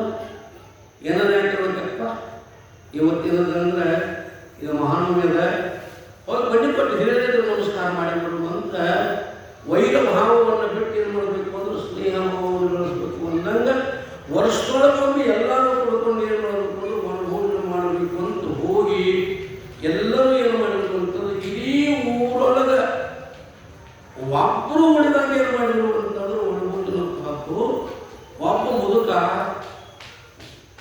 ಉಳಿದ. ಸಿದ್ಧಾಂತವನ್ನು ಹುಡುಕಾಡಿದ್ರು ಎಲ್ಲರೂ. ಪುಣ್ಯಾತ್ಮ ಏನು ಮಾಡ್ಬೇಕು ಕಣ್ಣಿ ಕಾಣವಲ್ಲ ಅಂತ ತಿಳ್ಕೊಂಡು ಎಲ್ಲ ಮಂದಿ ಹೋಗಿಬಿಡ್ತು. ಹೆಣ್ಣು ಕುಡಿದು ಮುದುಕ ಒಬ್ಬ ಅವೇನು ಬೆಂದು ಕುಡಿದ ಆವ ಅಕಸ್ಮಾತ್ ಸಿದ್ಧರನ್ನು ನೋಡಿದ. ಸಿದ್ಧರು ನೋಡ್ಕೊಳ್ಳಿ ಅಲ್ಲಪ್ಪ ನೀನು ಎಲ್ಲ ಮಂದಿ ಹುಡುಕ್ಯಾಡಿ ಎಲ್ಲ ಮಂದಿ ಹೊರಬೋದು ಕೂದಿರಪ್ಪ ಭೀಮರಾಯ ಕೊಟ್ಟು ಮರಯ ನೀ ಈಗ ಸಿಕ್ಕಿ ಬಾಚಲು ಆತು ನಾವು ಹೋಗು ನಡಿ ಅಂತ ತಗೊಂಡು ಆ ಮುದುಕ ಮತ್ತು ಸಿದ್ಧ ಮಹಾರಾಜರು ಇಬ್ಬರು ಬರ್ತಾ ಇದ್ದಾರೆ. ಎಲ್ಲಿ? ಆ ಭೀಮರಾಯನ ಕೂಟಕ್ಕೆ. ಆ ದಾರಿ ಒಳಗೆ ಸಿಕ್ತರು ಸಣ್ಣ ಬಾಲಕ ಎಂಥ ವೇಗದ ಹೊಟ್ಟ ಅಂತಂದ್ರೆ ವಾಯು ವೇಗದೊಳಗೆ ಏನು ಮಾಡಿದ ಅಂತಂದ್ರೆ ಹೋಗ್ತಕ್ಕಂಥವನಾಗ ಇವು ಮುದುಕ ಎಷ್ಟು ನಡೆದ್ರು ಸಿಗುವಲ್ಲ ಎಷ್ಟು ಓಡ್ರು ಸಿಗುವಲ್ಲ ಇವ್ರ ಕೈ. ಅವಂದ ನೀ ಏನಪ್ಪ ಏನೇನು ಗಾಳಿ ಬೇಗ ಪಡ್ಕೊಂಡಿದ್ದೀವೋ ಏನೇನು ಹಂಚಿಕತ್ತ ಅಂತ ಕೇಳಿದಾಗ ಒಂದೆರಡು ಉಪಾಸನೆಗಳದಾವಪ್ಪ, ಒಂದೆರಡು ಉಪಾಸನೆಗಳದಾವ. ಏನು ಅಂತಂದ್ರೆ ವಾಯುದೇವರ ಉಪಾಸನೆಯನ್ನು ಯಾರು ಮಾಡುತ್ತಾರೆಯೋ ಅವರು ಈ ಗಾಳಿಯಷ್ಟು ವೇಗವಾಗಿ ಅವರು ಹೋಗ್ತಾರೆ. ಆ ಶಕ್ತಿ ಅಂತ ಮತ್ತು ಸಿದ್ಧಾಂತ ಇಡೀ ಬದಲಾದ ಪಾದಯಾತ್ರೆ ಮಾಡ್ಬೇಕಾದ್ರೆ ಹೆಂಗೆ ಅಂತ ನಡ್ಕೋತ ಹೇಳಿದೆ. ಸುಮ್ಮ ಊರು ದಾಟ್ಕೊಂಡು ಆಟ ಮನೆ ಕಡಿದಾಡ ಹೋಗಿರ್ತೀವಿ. ಊರು ದಾಟಿ ಅಂತಂದ್ರೆ ವಾಯುವೇಗ ಇದಿತ್ತಾಗ ಅವ್ರ ಅನ್ನೋ ಸಲುವಾಗಿ ಏನು ಮಾಡಿದ್ರು ಅಂದರೆ ಇಡೀ ಭಾರತ ದೇಶವನ್ನೆಲ್ಲ ಏನು ಮಾಡಿದ್ರು ಅಂತಂದರೆ ಸಂಚಾರ ಅಂತಕ್ಕಂಥದ್ದು ಮಾಡುವಂಥವರಾದರೂ ವಾಯುವೇಗ. ವಾಯು ಅಂದರೆ ಗಾಳಿ, ಗಾಳಿಗಿಂತಲೂ ಸ್ಪೀಡವಾಗಿ ಹೋಗುವಂಥ ಶಕ್ತಿ ವಾಯುದೇವರ ಉಪಾಸನೆ ಮಾಡಿದ್ರೆ ಬರ್ತದೆ. ಇರುವಂಥ ಇನ್ನೊಂದು ವಿರಾಟ ಅಂತ ಒಂದು 4 ಮಂದಿ ದೇವತೆಗಳು ಯಾವ್ಯಾವ ಅಂತ ಕೇಳಿದರೆ ವಿರಾಟ, ಹಿರಣ್ಯಗರ್ಭ, ಅಂತರ್ಯಾಮಿ, ವೈಶ್ವಾನರ ಅಂತ ತಿಳ್ಕೊಂಡು ಇವರು 4 ಮಂದಿ ದೇವತೆಗಳು. ಇದರ ಬಗ್ಗೆ ಈ ವಿರಾಟನ ಉಪಾಸನೆಯನ್ನು ಏನು ಮಾಡ್ತಾರೋ ಅವನು ಮನುಷ್ಯಕ್ಕಿಂತಲೂ ಮುಂದೆ ಹೋಗ್ಬಾರ್ದು. ಎಲ್ಲ ವೇದದೊಳಗೆ ಯಾವ ವೇಗ ಹೆಚ್ಚದಂದ್ರೆ ನಾವು ನಿಮ್ಮ ಮನುಷ್ಯರಿಗೆ ಹೆಚ್ಚದ ಸ್ಪರ್ಶರಹಿತತ್ವೇ ಸತಿ ಕ್ರಿಯಾವಾನ ಮನಃ. ಅದಕ್ಕೆ ಲಕ್ಷಣವನ್ನು ಮಾಡ್ತಾರೆ. ಮನಸ್ಸನ್ನು ಎದಕ್ಕಬೇಕು ಅಂದ್ರೆ ಸ್ಪರ್ಶವನ್ನು ಮಾಡಲಾರ್ದ, ಒಬ್ಬರಿಗೂ ಯಾವುದಕ್ಕೂ ಮುಟ್ಟಲಾರದ ಹೋಗುವುದು ಕೆಲಸ ಮಾಡ್ತದೆ. ಅದಕ್ಕೆ ಮನಸ್ಸನ್ನು ಬೇಕು.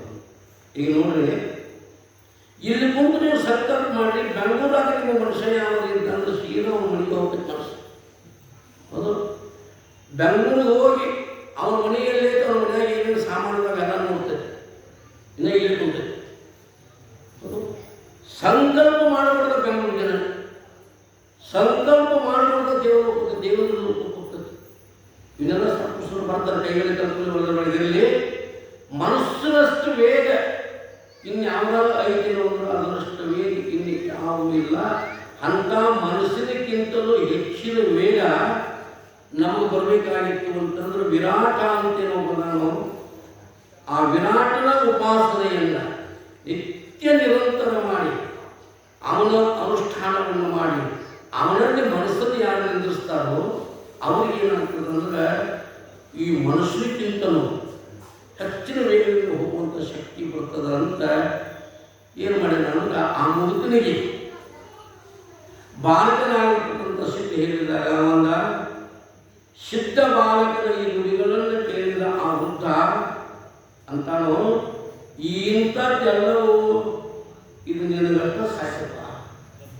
ನಮ್ಮಂಥ ಮನುಷ್ಯರಿಗೆ ಏನು ಸಾಧ್ಯ? ನಾವು ಅನ್ನೋದಿಲ್ಲ. ಇದೆಲ್ಲ ನಿಮ್ಮಂಥವ್ರಿಗೆ ನಮ್ಮಂಥವ್ರಿಗೆ ಏನಾಗ್ತೈತಿ ಮಾಡಿ ನಮ್ಮಂಥವ್ರಿಗೆ ಹಾಕಿರ್ತಾರೆ.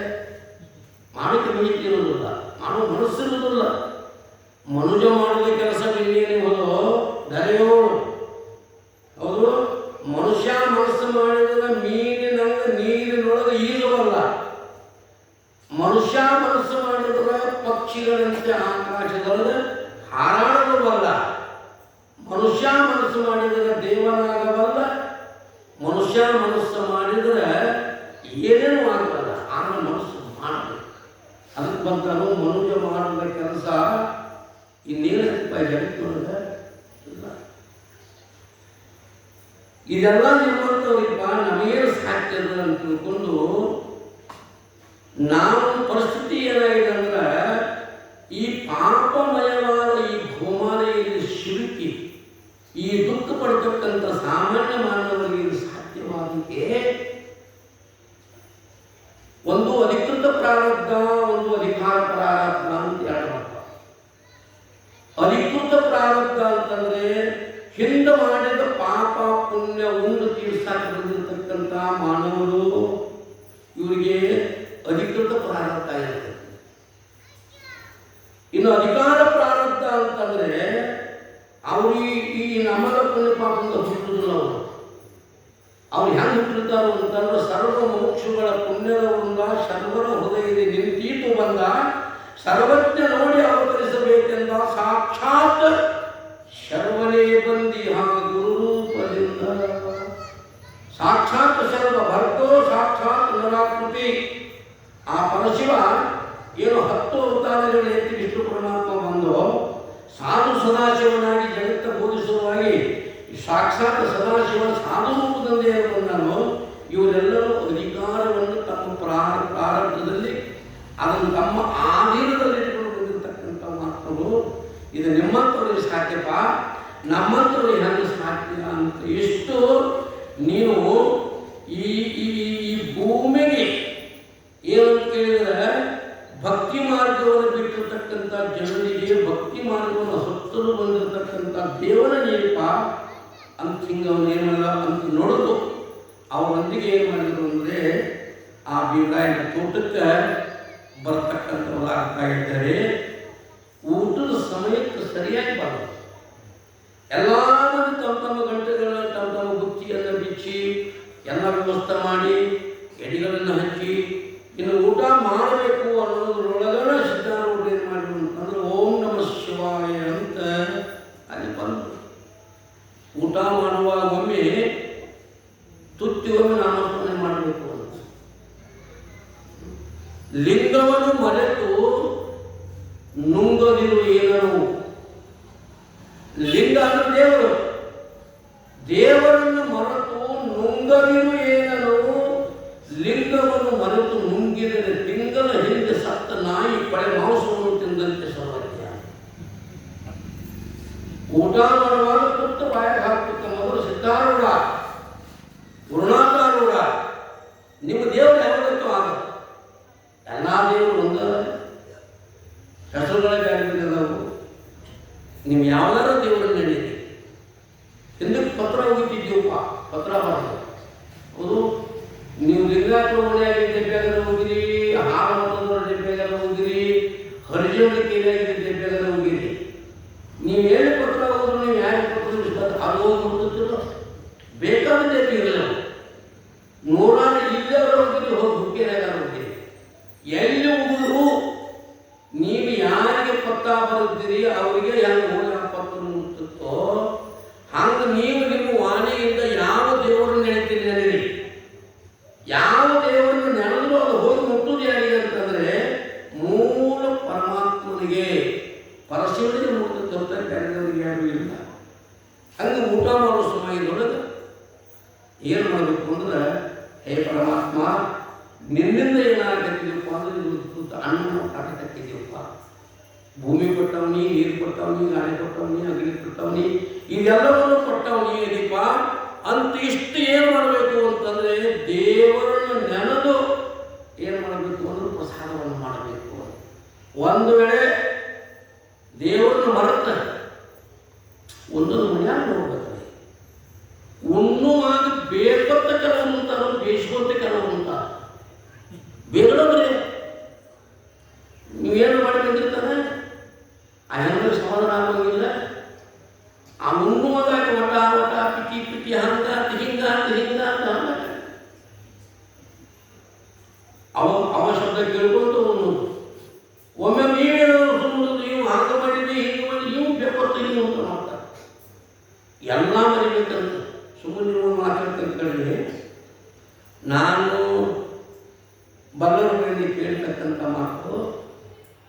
ನಾವು ಅಮ್ಮನ ಪದ, ನಮ್ಮ ಮಂಗಾಪುರ ಬಾಳಪ್ಪದ ನಮ್ಮ ಒಳಗಿರ್ತಾರೆ ಸಂಚಾರಿ ಶಾಮಿರುತ್ತದ ಅಂತೇಳಿ ಬೇರುಗಟ್ಟಿ ಕಾರ್ಯಕ್ರಮಕ್ಕೆ ಹೋಗ್ತೀವಿ.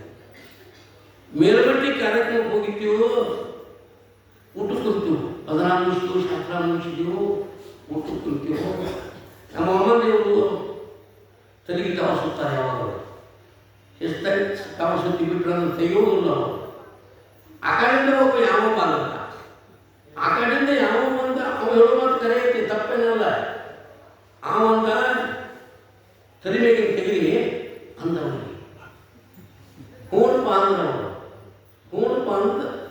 ತೆಗಿಲಿಲ್ಲ ಅವರು. ಮತ್ತೆ ಬಂದ, ಸುಮ್ಮನೆ ಹೋಗ್ತದೋ.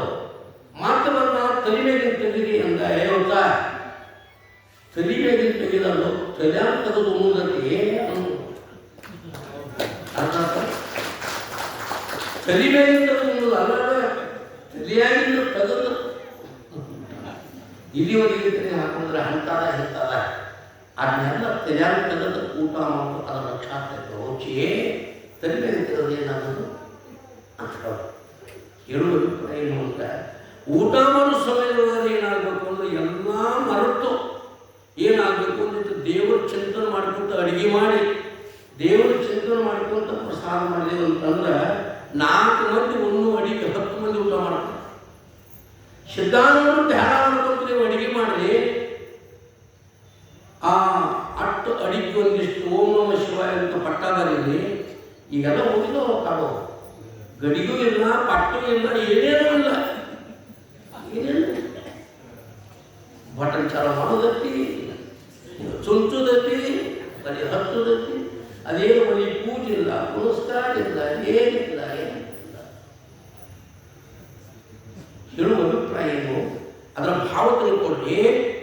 ಪ್ರಸಾದ ಮಾಡುವ ಸಮಯದಲ್ಲಿ ಏನು ಮಾಡಬೇಕು ಅಂತಂದರೆ ನಿಷ್ಠ ಭಗವಂತನ ನಾಮಸ್ಮರಣೆ. ಅದು ತುತ್ತಿಗೊಂದು ಏನಿರಬೇಕು ಅಂತಂದ್ರೆ ಬಸವ ಮಾಡಬೇಕು ಅಂತ ಬಸವನ ಸಂಪ್ರದಾಯ ಅವರು ಹೇಳ್ತಾರೆ. ದೇವರನ್ನೆಲ್ಲಿದೆ ಅಂತ ತಿಳ್ಕೊಂಡು ಮಾತ್ರ ಹೇಳ್ತಾರೆ. ಹಂಗೆ ಓಂ ನಮಃ ಶಿವಾಯ ನಗೋಂತ ಊಟ ಮಾಡಬೇಕು ಅಂತ ಸಿದ್ಧಾಂತರು ಬಂದು ಏನು ಮಾಡಿದ್ರು ಎಲ್ಲರೂ ಓಂ ನಮಃ ಶಿವಾಯ ಅಂತ ನಾಕೈತೆ ಓಂ ನಮಃ ಪ್ರಸಾದ ಮಾಡಿದ್ರು. ಎಲ್ಲರೂ ಕೂಡಿ ಪ್ರಸಾದ ಮಾಡಿದರು. ಅವ್ರಿಗೆ ನೀಡಿದರು, ಅವ್ರಿಗೆ ನೀಡಿದರು. ಕಲ್ಲು ಹಂಚಿ ಏನು ಮಾಡಿದರು ಅಂತಂದರೆ ಏನು ಮಾಡಬೇಕು ಅಂತಂದರೆ ಹಂಚಿ ಊಟ ಮಾಡಬೇಕು ಅಂತ. ಹಂಚಿ ಊಟ ಮಾಡಬೇಕು. ಪರಮಾತ್ಮ ಕೊಟ್ಟದ್ರೊಳಗೆ ಇದ್ದವರು ಎಲ್ಲರೂ ಏನು ಮಾಡಬೇಕು ಅಂದರೆ ಹಂಚಿ ಊಟ ಮಾಡಬೇಕು ಅಂದಾಗ ಎಲ್ಲರೂ ಪ್ರಸಾದ ಮಾಡಿದರು. ಪ್ರಸಾದ ಮಾಡಿದ್ರೆ ಮುಗಿತದ. ಸುಮ್ಮನೆ ಮಂದಿ ಪ್ರಸಾದ ಮಾಡಿ ಮಾತೇನು ಮಾಡಿತು. ಅದು ಬಿವ್ರಾಂಟ್ ತೋಟದಲ್ಲಿ ಅನೇಕ ಗಿಡಗಳಿದ್ದು, ಅಲ್ಲಿ ಅನೇಕ ಗಿಡಗಳು ನೀರು ಹಣ್ಣಿನ ಗಿಡ ಇತ್ತು, ಸೀಜನ್ ಇತ್ತು. ಅವನೊಂದು ಆ ಗಿಡ ಒಂದು ಈ ಗಿಡ ಒಂದು ಅವು ನೀರು ಹಣ್ಣಾಗಿದ್ದು. ಅಲ್ಲಿ ಹೋಗಿ ಏನು ಮಾಡುವ ಅಂದ್ರೆ ಅಷ್ಟು ಉಂಟದ. ಮತ್ತೇನು ಮಾಡುವ ಅಂತಂದ್ರೆ ಆ ಸಮಯ ನೀರಿಲ್ಲ. ನೀರು ಹಣ್ಣು ಹುಡುಕಾಡಕ್ಕಿದ್ರು. ಅದನ್ನು ಸಿದ್ಧಾಂತರು ನೋಡಿದ್ರು. ಅಲ್ಪ ಈಗ ತುಂಬ ಊಟ ಮಾಡಿದಂತೆ ಮತ್ತು ಮನಸ್ಸಿಗೆ ಸಾಕ್ತಿಲ್ಲ. ಇನ್ನೂ ಮನಸ್ಸು ಏನುತ್ತಂದ್ರೆ ಬೇಕಾಗುತ್ತೆ. ಎಲ್ಲಕ್ಕಿಂತ ದೊಡ್ಡ ಹೊಟ್ಟೆ ಅವಲ್ಲ ಮನುಷ್ಯನ ಹೊಟ್ಟೆ. ಈ ಹೊಟ್ಟೆ ತುಂಬಬಹುದು. ಈ ಹೊಟ್ಟೆ ಅನ್ನ ಹಾಕಿದ್ರೆ ನೀರು ಹಾಕಿದ್ರೆ ಈ ಹೊಟ್ಟೆ ತುಂಬಬಹುದು. ಮನುಷ್ಯನ ಹೊಟ್ಟೆ ತುಂಬುವುದಿಲ್ಲ. ಮನುಷ್ಯನ ಹೊಟ್ಟೆ ತುಂಬಿಸೋದು ತತ್ವಜ್ಞಾನಿಗಳು ಅಷ್ಟೇ. ಜಗತ್ತಿನ ಶರಣರು, ಸಂತರು, ಮಹಾತ್ಮರು, ತತ್ವಜ್ಞಾನಿಗಳಂತ ಏನಾಗಿದ್ದಾರೋ ಅವರು ಅದಕ್ಕೆ ಪೂರ್ಣ ಊಟ ಕೊಟ್ಟಿದ್ದಾರೆ ಮನುಷ್ಯಗೆ. ಹೊರತಾಗಿ ಉಂಟಿಡೋರು ಏನಾಗಿಲ್ಲ ಅಂದ್ರೆ ಪೂರ್ಣ ಊಟ ಕೊಟ್ಟ ಮನಸ್ಸಂತ ಸಾಕೆ ಇಲ್ಲದ ಕೈಯಾಗಿಲ್ಲ. ಇವ್ರಿಗೊಂದು ಮಹಿಮೆ ತೋರಿಸೋದು ಅಂತ ತಿಳ್ಕೊಂಡು ಏನು ಮಾಡಿದ್ರು ಸಿದ್ಧಾರೂಢರು. ಅತ್ತ ಪದಗಳ ಹುಡುಕುತಿಯ ಜನರಿತ್ತ ಸಿದ್ಧನ ಗಡಿಯಲ್ಲಿ ನೋಡಲಿ ಅಂತ ತಿಳ್ಕೊಂಡು ಒಂದು ಗಿಡದೊಳಗೆ ಏನು ಮಾಡಿದ್ರು ಒಂದು ಹತ್ತಿ ಒಂದು ಹಣ್ಣು ಹರಿದು ಓಂ ನಮಃ ಶಿವಾಯ ಅಂತ ಆ ಹಣ್ಣು ಉಗಿದು ಇದು ಅಕ್ಷಯ ಆಗಲಿ ಅಂತ ಸಂಕಲ್ಪ ಮಾಡಬೇಕು. ಒಂದು ಸಂಕಲ್ಪ ಶಕ್ತಿ ಅದ. ಸಂಕಲ್ಪ ಶಕ್ತಿ ಬರೇ ಕುಂತು ಸಂಕಲ್ಪ ಮಾಡಿ ಸಾಕ. ಏನಿಲ್ಲ, ಒಂದು 3 ಶಕ್ತಿಗಳದಾವ. ಜೀವಿಗಳಾದ ನಮಗೆಲ್ಲ ಕರ್ತೃತ್ವ ಶಕ್ತಿ ಅದ. ನಾವು ಮಾಡಿದಾಗ ಏನಾಗ್ತದೆ, ಮಾಡಿದ್ರೆ ಏನೇನು ನಾವೇನು ಸಂಕಲ್ಪ ಮಾಡಿಏನೋ ಯಾಕಂದ್ರೆ ನಾವು ಈ ದೇಹದಿಂದ ಏನು ಮಾಡಬೇಕು ಅಂದ್ರೆ ಕರ್ಣ ಕರ್ತೃತ್ವ. ಜೀವಿಗಳಾಗಲ್ಪಟ್ಟಂತೂ ನಮಗೆಲ್ಲರಿಗೂ ಏನದು ಅಂದ್ರೆ ಕರ್ಣ ಕರ್ತೃತ್ವ ಆಗ ರೊಟ್ಟಿ ಆಗಲಿ ಅಂತ ನಾವು ಸಂಕಲ್ಪ ಮಾಡಿ ಮನೆಯ ರೊಟ್ಟಿ ಆಗೋದಿಲ್ಲ. ಆ ಹಿಟ್ಟು ತಗೊಂಡು ನಾನು ರೊಟ್ಟಿ ಬಡದು ಹಂಚಿನಾಗ ಹಾಕಿ ರೊಟ್ಟಿ ಹಾಕವು. ಮನುಷ್ಯರಿಗೆ ಕರ್ಣ ಕರ್ತೃತ್ವ, ಪರಮಾತ್ಮನಿಗೆ ಸಂಕಲ್ಪ ಕರ್ತೃತ್ವ. ಈ ಜಗತ್ತು ಮಾಡಿದಂಥ ಇಂಥ ಜಗತ್ತ ಏನು ಬಂದು ಕಂಬಾರಗತ್ತೆ, ಕುಂಬಾರಗತ್ತೆ, ಬಡಿಗಾರಗತ್ತೆ ಕೆತ್ತಿ ಮಾಡಿದನಂತೀರಿ. ಕುಂಬಾರ ಗಡಿಗೆ ಮಾಡಿದ ತಿರುವಿ ಈ ಬಗ್ಗುಗಳು ಮಾಡಿದಾನಂತೀರಿ ಇವನ್ನ. ಹೌದು, ಎಲ್ಲದಾನೋ ಅದನ್ನು ಯಾರ ಕಣ್ಣಿ ಕಾಣುವುದನ್ನು ಜೀವನೋடு ಎಡೆ ಹಿಡಿದಿದ್ದು ಕಾಣಿಸದಲೇ ಜ್ಞಾನದ ದೇವ ಭಾವಿಸಲಾಗುವುದು ಅದನ್ನು ತೋರ್ಪಡಿ ಜ್ಞಾನ. ಪರಮಾತ್ಮ ನಮ್ಮೊಳಗೆ ಇದ್ದು ನಮಗೆ ಕಾಣಿಸ್ತಂಗದ, ಮತ್ತೆ ಕಾಣಿಸ್ತಂಗದ ಕಾಣುವುದನ್ನು ಏನು ಭಾವ ಮಾಡ್ತೀವಿ ಮಾಡೋ ಭಾವನೆಗೆ ಪ್ರತ್ಯಕ್ಷ ಆಗ್ತದೆ. ಇಂಥ ಪರಮಾತ್ಮ ನೋಡ್ರಿ, ಈ ಅಂಡಜ ಸ್ವೇದಜ ಜಲಯುಜ ಉದ್ಭಿಜ ಅಂತಕ್ಕಂಥ 84 ಲಕ್ಷ ಜೀವರಾಶಿಗಳನ್ನು ಮಾಡಿ ಅವು ಯಾವ್ಯಾವ ಹೆಂಗಿರ್ಬೇಕು ಹಂಗೆ ಮಾಡಿ, ಹೆಣ್ಮಕ್ಳು ದೇವರ ರಚನೆ ಮಾಡಿ, ಗಂಡು ಮಕ್ಕಳು ದೇವರ ರಚನೆ ಮಾಡಿ, ಹೆಣ್ಮಕ್ಳು ದೇಹದಾಗ ಗಂಡು ಮಕ್ಕಳಿಲ್ಲ, ಗಂಡು ಮಕ್ಕಳು ದೇಹದಾಗ ಹೆಣ್ಮಕ್ಳಿಲ್ಲ, ಎಲ್ಲರೂ ಪಂಚಮಹಾಭೂತಗಳನ್ನು ಮಾಡಿದಾನೆ. ಕರೆ ಒಂದು ರಂಗ ಒಂದು ಮೂತಿದವ ನೋಡ್ರಿ, ಒಂದು ರಂಗ ಒಬ್ಬರು ಮೂತಿಲ್ಲ. ಅವನಂಗ ಅದಾನ ಅಂತ ಅಂತಾರೆ, ಅವನಂಗ ಇರಂಗಿಲ್ಲ. ಅಕ್ಕಿಯಂಗ ಅದಪ್ಪ ಅಂದ್ರೂ ಅಕ್ಕಿಯಂಗ ಇರಂಗಿಲ್ಲ. ಏನಾದರೂ ಸ್ವಲ್ಪ ಹೊರತಿರುತ್ತೆ. ಪರಮಾತ್ಮ ಸೃಷ್ಟಿ ಹೇಳ್ತೀನಿ ನಿಮಗೆ, ಈ ಗಂಡು ಮಕ್ಕಳಿಗೆ ಮೀಸಿ ಮಾಡಿದ್ರೆ ಹೆಣ್ಣುಮಕ್ಕಳಿಗೆ ಮೀಸಿ ಮಾಡಿದ್ರೆ ಗತಿ ಏನು ವ್ಯವಹಾರ ಆಗ್ತಿತ್ತು? ಹೋಗಲಿ, ಹೆಣ್ಮಕ್ಳಿಗೆ ಎಲ್ಲಿ ಮೇಲೆ ಮನೆ ಒಳಗೆ ಹಾಲು ಪರಮಾತ್ಮ ಕೊಟ್ಟಂಗ ಗಂಡು ಮಕ್ಕಳು ಎಲ್ಲಿ ಒಳಗೆ ಹಾಲು ಕೊಟ್ಟದಂತೇಳಿ ಅದ ಭೂಮಿ ನನ್ನ ಹೋಗ್ತೀವಿ, ಅದ ಭೂಮಿ ನೀರು ಕುಡಿತೀವಿ, ಅದಗಳಿಗೆ ನನ್ನ ಅವರು ಅಂತಾರೆ, ಅದಗಳಿಗೆ ನನ್ನ ನಾವು ಹೋಗ್ತೀವಿ. ಯಾರು ಇದೆಲ್ಲ ಮಾಡಿದ್ರೆ ಪರಮಾತ್ಮ ಎಲೆದಿಂಬು ಮಾವು ಮಾನವ ಮನೆಗೆ ಹುಲಿ ನೀರೆರೆದವರಾದಯ್ಯ, ಕಪ್ಪು ಮಾಳೆ ಹಲಸಿನ ಮನೆಗೆ ಸಿಹಿ ನೀರೆರೆದವರಾದಯ್ಯ, ಮಧುರ ಮನೆಗೆ ಹೂವಿನ ಗಿಡಕ್ಕೆ ಸುಗಂಧದ ನೀರೆರೆದವರಾದಯ್ಯ, ಒಂದೇ ನೆಲವು ಒಂದೇ ಜಲವು ಚಂದ್ರನಲ್ಲಿ ಕಾಟುನ ನೀರು ಎರೆದ ಮನ. 1 ಎಕರೆ ತೋಟ ಹಚ್ಚಿ 10 ಎಕರೆ ಲಿಂಬಿ ಹಚ್ಚಿದಾನು, ಮೆಣಸಿ ಗಿಡ ಹಚ್ಚಿದಾನು, ಕಪ್ಪು ಹಚ್ಚಿದಾನು, ದಾಳಂಬರಿ ಹಚ್ಚಿದಾನು, ಬಾಳೆ ಗಿಡ ಹಚ್ಚಿದಾನು. ಎಲ್ಲಕ್ಕೂ ಒಂದು ಬಾವಿ ನೀರು ಹಚ್ತಾನು, ಒಂದು ಹೊಲ. ಮೆಣಸಿ ಗಿಡದಾಗ ಕಾಳು ಹಾಕು, ಬಾಳೆ ಗಿಡದಾಗ ಸಿಹಿ ಹಾಕು, ಕಬ್ಬಿನಾಗ ಸಿಹಿ ಹಾಕು. ಇದೆಲ್ಲ ಮಾಡಿದವರು ಯಾರು? ಇಷ್ಟಾದರೂ ಏನು ಮಾಡಿದ್ರು ಅಂತಂದರೆ ಕರ್ತೃತ್ವ ಶಕ್ತಿ ಅನ್ನ ಹಾಕಿರ್ತೀನಿ ನಾನು. ಮನುಷ್ಯರಿಗೆ ಕರ್ತೃತ್ವ ಶಕ್ತಿ ಅದ, ಪರಮಾತ್ಮನಿಗೆ ಸಂಕಲ್ಪ ಕರ್ತೃತ್ವ ಶಕ್ತಿ ಅದ, ನಿರ್ಗುಣ ನಿರಾಕಾರವಾದ ಪರಬ್ರಹ್ಮನಿಗೆ ಸನ್ನಿಧಾನ ಕರ್ತೃತ್ವ. ಸಂಕಲ್ಪ ಮಾಡುವುದಿಲ್ಲ, ಅವನ ಸನ್ನಿಧಾನದೊಳಗೆ ಏನು ನಡೀಬೇಕು ಅದೆಲ್ಲ ಆಟೋಮೆಟಿಕ್ ನಡೆದಿರ್ತದೆ. ಸೂರ್ಯ ಉದಯ ಆದ ಅಂತಂದರೆ ಅದು ಹೂವ ಅರಳ್ತ, ಸೂರ್ಯನ ಉದಯ ತಾವರಿಗೆ ಜೀವ ಅರಳ್ತ, ಮೇಣಬತ್ತಿ ಕರಗುತ್ತೆ, ಕೆಸರ ಒಣಗುತ್ತೆ. ಒಂದಕ್ಕಾರ ಒಣಗಂದಾನೋ ಕರಗಂದಾನೋ ಏನಂದಾನೋ ಬರೇ ನಾವು ಸನ್ನಿಧಾನದೊಳಗೆ ಏನು ಜಗತ್ತಿನ ವ್ಯವಹಾರ ನಡೀಬೇಕಾದಲ್ಲ ಹೆಂಗೆ ಆಟೋಮೆಟಿಕ್ ನಡೆದಿತ್ತೋ ಇದಕ್ಕೆ ಸನ್ನಿಧಾನ ಕರ್ತೃತ್ವ ಅಂತ ಕರೀತಾರೆ. ಪರಮಾತ್ಮ ಸಂಕಲ್ಪ ಕರ್ತೃತ್ವ, ಜೀವಿಗಳಾದ ನಮ್ಮ ಎಲ್ಲರಿಗೂ ಕರ್ಣ ಕರ್ತೃತ್ವ. ಹಂಗೆ ಏನು ಮಾಡಿದ ಅಂತಂದರೆ ನೀರನ್ನು ಹಣ್ಣು ಅಕ್ಷಯ ಆಗಲಿ ಅಂತ ಇಷ್ಟು ಸಂಕಲ್ಪ ಮಾಡಿ ಅವರು ಮಂತ್ರಿ ಆದವರು ಒಟ್ಟು ಒಂದು ವರ್ಷ, ಅದರಿಂದ ಎಲ್ಲ ಸಿದ್ಧಿ, ಅದರಿಂದ ಎಲ್ಲ ಸಿದ್ಧಿ. ಅದನ್ನ ಹೆಜ್ಜೆ ಇಡೋದು ನಮಗೆಲ್ಲ ಆಗುತ್ತೆ, ಏನಾಗುತ್ತೆ ಅಂತ ಶಕ್ತಿ ಅದೇ. ಮನುಷ್ಯನ ಶಕ್ತಿಗಿಂತಲೂ ಯಂತ್ರದ ಶಕ್ತಿ ಮಾಡಬಾರದು, ಯಂತ್ರ ಶಕ್ತಿ. ಈಗ ಮನುಷ್ಯ ಮಾಡಿದ ಕೆಲಸ ಒಂದು JCB 3 ಮಂದಿ ಮಾಡುವಂಥ ಕೆಲಸ ಒಂದು JCB ಮಾಡೋದಿಲ್ಲ. ಮನುಷ್ಯನ ಶಕ್ತಿಗಿಂತಲೂ ಯಾವ ಶಕ್ತಿ ದೊಡ್ಡದು ಅಂದರೆ ಯಂತ್ರ ಶಕ್ತಿ ದೊಡ್ಡದು. ಇನ್ನು ಯಂತ್ರ ಶಕ್ತಿಗಿಂತಲೂ ತಾಂತ್ರಿಕತೆ ಬಂದಿದ್ರೆ ಈಗ ತಂತ್ರಜ್ಞಾನ, ಅದು ಕಂಪ್ಯೂಟರ್ ಎಷ್ಟು ಕೆಲಸ ಮಾಡ್ಬೇಕು ನೋಡಿ. ಸಾವಿರಾರು ಮಂದಿ ಮಾಡುವಂಥ ಕೆಲಸ ಏನು ಮಾಡ್ತಿದ್ರು ಒಂದು ತಂತ್ರಜ್ಞಾನ, ಒಂದು ಕಂಪ್ಯೂಟರ್ ಮಾಡಿ ತೋರಿಸ್ತದೆ. ಇದನ್ನೆಲ್ಲ ಮಾಡಿದವರು ಯಾರೇನಿದೆ? ಯಂತ್ರ ಮಾಡಿದವು ಮನುಷ್ಯನ, ತಂತ್ರ ಮಾಡಿದವು ಮನುಷ್ಯನ. ಮನುಷ್ಯನ ಬುದ್ಧಿ ಉಪಯೋಗ ಏನಾಗ್ತದೆ ಅಂತಂದರೆ ಆ ಬುದ್ಧಿ ಶಕ್ತಿಯಿಂದ ಏನಾಗ್ತದೆ ಯಂತ್ರ ಆತು, ತಂತ್ರ ಆತು. ನನಗಾಗಿದ್ದೇನೋ ನನಗಾಗಿದ್ದೆ. ಇಂಥ ಶಕ್ತಿಗಳಿಗಿಂತಲೂ ಇನ್ನೊಂದು ಶಕ್ತಿ ದೊಡ್ಡದ, ಯಾವುದು ಮಂತ್ರ ಶಕ್ತಿ. ಯಂತ್ರ ಶಕ್ತಿಗಿಂತಲೂ ತಂತ್ರ ಶಕ್ತಿ ದೊಡ್ಡದದ, ತಂತ್ರ ಶಕ್ತಿಗಿಂತಲೂ ಮಂತ್ರ ಶಕ್ತಿ ದೊಡ್ಡದದ. ನೀ ಯಂತ್ರ ಶಕ್ತಿಯಿಂದ ತಂತ್ರ ಶಕ್ತಿಯಿಂದ ನೀ ಏನಾರು ನೀ ಮಾಡಬಹುದು. ಆಗ ಮಂತ್ರ ಶಕ್ತಿಯಿಂದ ಹಿಂದಿನ ಋಷಿಮುನಿಗಳು ಏನು ಮಾಡಿದಾರೋ ಅದನ್ನು ಮಾಡಾಕಿ ಯಾವ ಯಂತ್ರಕ್ಕೂ ಆಗುವುದಿಲ್ಲ, ಯಾವ ತಂತ್ರಕ್ಕೂ ಆಗುವುದಿಲ್ಲ. ವಿದ್ಯಾರಣ್ಯ ಮಹಾಸ್ವಾಮಿಗಳು ಸಂಕಲ್ಪ ಮಾಡಿದರು, ವಿಜಯನಗರ ಸಾಮ್ರಾಜ್ಯವನ್ನು ಏನು ಮಾಡಬೇಕು ಒಂದು ಸಮೃದ್ಧಿ ಮಾಡಬೇಕು ಅಂತ 10 ಭಕ್ತರನ್ನ ಮುಂದಿಟ್ಟುಕೊಂಡು ಏನು ಮಾಡಿದ್ರು ಒಂದು ಸಂಕಲ್ಪ ಮಾಡಿ ಇಡೀ ವಿಜಯನಗರದ ತುಂಬ ಬಂಗಾರದ ನಾಣ್ಯಗಳನ್ನು ಸೂಚಿಸಿದರಪ್ಪ. ಅದರಿಂದ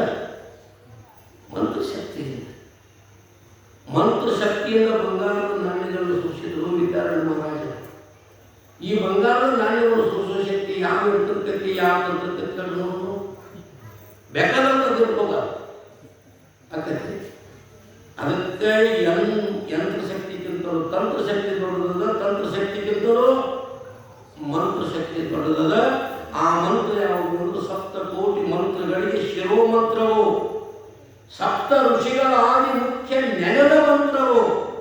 ಶಕ್ತರಾದರೆಲ್ಲಾರು ನುಡಿದು ಇದೇ ಮಂತ್ರವ, ವ್ಯರ್ಥ ಭಗವತಿ ಬೀಳೋ ಮರೆತು ಮಂತ್ರವ ಅಂತ ಕನ್ನಡ ಕವಿಗಳು ಬರ್ಕೊಂಡು ಈಶ ಮಂತ್ರೋ ಮಹಾಶಕ್ತಿ ಈಶ್ವರ ಪ್ರತಿಪಾದಕ ಸಕಲೋಚ್ಚಾರ ಮಾತ್ರೇಣ ಪಂಚಾಕ್ಷರ ಮಹಾಮನೋ ಸರ್ವಸಿದ್ಧಿ ಪ್ರದೋ ಭವೇತ್ ಎನ್ನಲಾಗಿ ಎಂತೆನ್ನಲಾಗಿ ಶ್ರುತಿ ಎನ್ನಲಾಗಿ ದಿನಗಳು ತಾನೊಂದು ವೇಳೆ ಜಪಿಸಿರುವುದೇ ತನಗೆ ಬೇಡಿದನು ಇರುವುದು ಎನ್ನಲಾಗಿ. ಅಂಥ ಮಹಾಮಂತ್ರವನ್ನು ತಮ್ಮ ಪವಿತ್ರವಾದ ಪ್ರಸಾದ ವಾಣಿಯಿಂದ ಅಂದು ಏನು ಮಾಡಿದರು ಅಂತಂದರೆ ಫಲರಾಶಿ ಆಗಲಿ ಅಂತ ಸಂಕಲ್ಪ ಮಾಡಿದರು. ಅದೇನಾಯ್ತು ಅಂತಂದ್ರೆ ಅಕ್ಷಯ ರಾಶಿಯಾಗಿದೆ. ಎಲ್ಲ ಜನ ಏನು ಮಾಡಿದರು? ಓಡೋದರಿಗೆ ಬಂದರು. ಎಲ್ಲ ಜನ ಓಡೋದು ಅಲ್ಲೊಂದಿಲ್ಲೊಂದು ಹುಡುಕು ನಿರ್ಲಕ್ಷ್ಯನಾಗುತ್ತಿದ್ರು ಮತ್ತು ರಾಶಿ ಆಗಿ ಬಂದಿದ್ದರು ಕೇಳ್ತಾರೋ ಎಲ್ಲರೂ ಬಂದರು, ತಿಂದರು, ಊಟ ಮಾಡಿದಾರ ಮತ್ತು ಆಶ್ಚರ್ಯ ತಿಂದರು. ಎಲ್ಲಿ ಬರೋದ್ರ ತಿಂದರು ಅಂದ್ರೆ ಕುತ್ತಿಗೆ ಬರೋದ್ರ ತಿಂದ್ರಪ್ಪ. ತಿಂದು ಸುಮ್ಮನೆ ಗೊತ್ತಿಲ್ಲ. ಮತ್ತೆ ಈ ಹೆಣ್ಮಕ್ಳು ಶರೀರ ಕಟ್ಕೊಂಡು ಉಡಿಯಾಕ ಕಟ್ಕೊಂಡು ಅವರು ದೋತ್ರದೊಳಗೆ ಅವರು ಕಟ್ಕೊಂಡು ಹುಡುಗರು ಚಡ್ಡಿ ಕಿಶದಾಗ ಅಂಗಿ ಕಿಶದಾಗ ಹುಡುಗರು ತುಂಬಿದವು. ಎಲ್ಲ ನೋಡಿದ್ರು ಸಿದ್ಧಾರೂಢ ಇಂಥ ಹಣ್ಣ ತಿನ್ನುವುದಷ್ಟೇ ಅಲ್ಲ, ಇಟ್ಕೊಂಡು ಹೋಗಿರೋ ಆಶೆ ಅದನ್ನು ಜನ ಏನಂತಾರು ಅಂತಂದ್ರೆ ಆಶೆ ಎಂಬುದು ಕಾಮಮಯಕ, ಆಶೆ ಎಂಬುದು ಕ್ರೋಧಮಯಕ, ಆಶೆ ಎಂಬುದು ಲೋಭಮಯ, ಆಶೆಯದು ಮೋಹಮಯ, ಆಶೆ ಎಂಬುದು ಮದಮಯವಮೇ, ಆಶೆ ಎಂಬುದು ಮತ್ಸರಮ, ಆಶೆ ತಾಂ ಪೇರ್ಭೂತ ಮೆಲಿಸುತ್ತ ಮೋಸ ಬಲಿಸುವುದು. ಪೇರ್ಭೂತ ದೊಡ್ಡ ಪಿಸಾಚಿ ಯಾವುದು ಅಂದ್ರೆ ಆಶಾ, ದೊಡ್ಡ ಪಿಸಾಚಿ. ಅದರಂತ ಆ ಆಶೆದಂತ ಪಿಸಾಚಿ ಜಗತ್ತಿನೊಳಗೆ ಇವು ಹೊರಗಿನ ಪಿಸಾಚಿಗಳು ಅದಾವಂದ್ರು ಅವು ಎದರಿಂದ ಏನಂತಂದ್ರೆ ವಶ ಆಗ್ತಾವ ಏನಾರು ಮಾಡಿದಾರೆ. ಆದರೆ ಈ ಆಶೆದಂತ ಪಿಸಾಚಿ ಇದೇನು ಮಾಡಿ ವಶ ಆಗೋದಿಲ್ಲ. ಇವನು ಪಣಿ ಏನು ಮಾಡೋದು ಅಂದ್ರೆ ಪೇರ್ಭೂತ ಮೆರೆಸಿ ಇವನು ಪಣಿ ಏನು ಮಾಡೋದು ಅಂದ್ರೆ ಇವನು ಪಾತಾಳಕ್ಕೆ ತುಳಿದ ಮ್ಯಾಗೆ ಹೋಗ್ಬಿಡ್ತಿದ್ದ ಆಶೆ. ಆಶೆಯಲ್ಲಿರುವುದಲ್ಲಿ ಕಾಮವು ಗರ್ಭಿತಿಯೊಳಗೆ ಹೋಗ್ತಾರೆ ಮಾತನ್ನ. ಆಶೆಯಲ್ಲಿರುವುದಲ್ಲಿ ಕಾಮವು, ಆಶೆಯಲ್ಲಿರುವುದಲ್ಲಿ ಕ್ರೋಧವು, ಆಶೆಯಲ್ಲಿರುವುದಲ್ಲಿ ಲೋಭವು, ಆಶೆ ಮೋಹ, ಆಶೆಯಲ್ಲಿರುವುದಲ್ಲಿ ಮತ್ಸರ ಪದವು, ಆಶೆಯಲ್ಲಿರುವುದಲ್ಲಿ ಮತ್ಸರ, ಆಶೆಯಲ್ಲಿರುವುದಲ್ಲಿ ಸಂಶಯ ಜನನ ಮರಣಗಳು, ಆಶೆ ಸನ್ಯಾಸಿಗಳ ನುಂಗಿತು, ಆಶೆ ಜ್ಞಾನಿಗಳ ಮನವ ತಿಳಿಸಿತು, ಆನೆ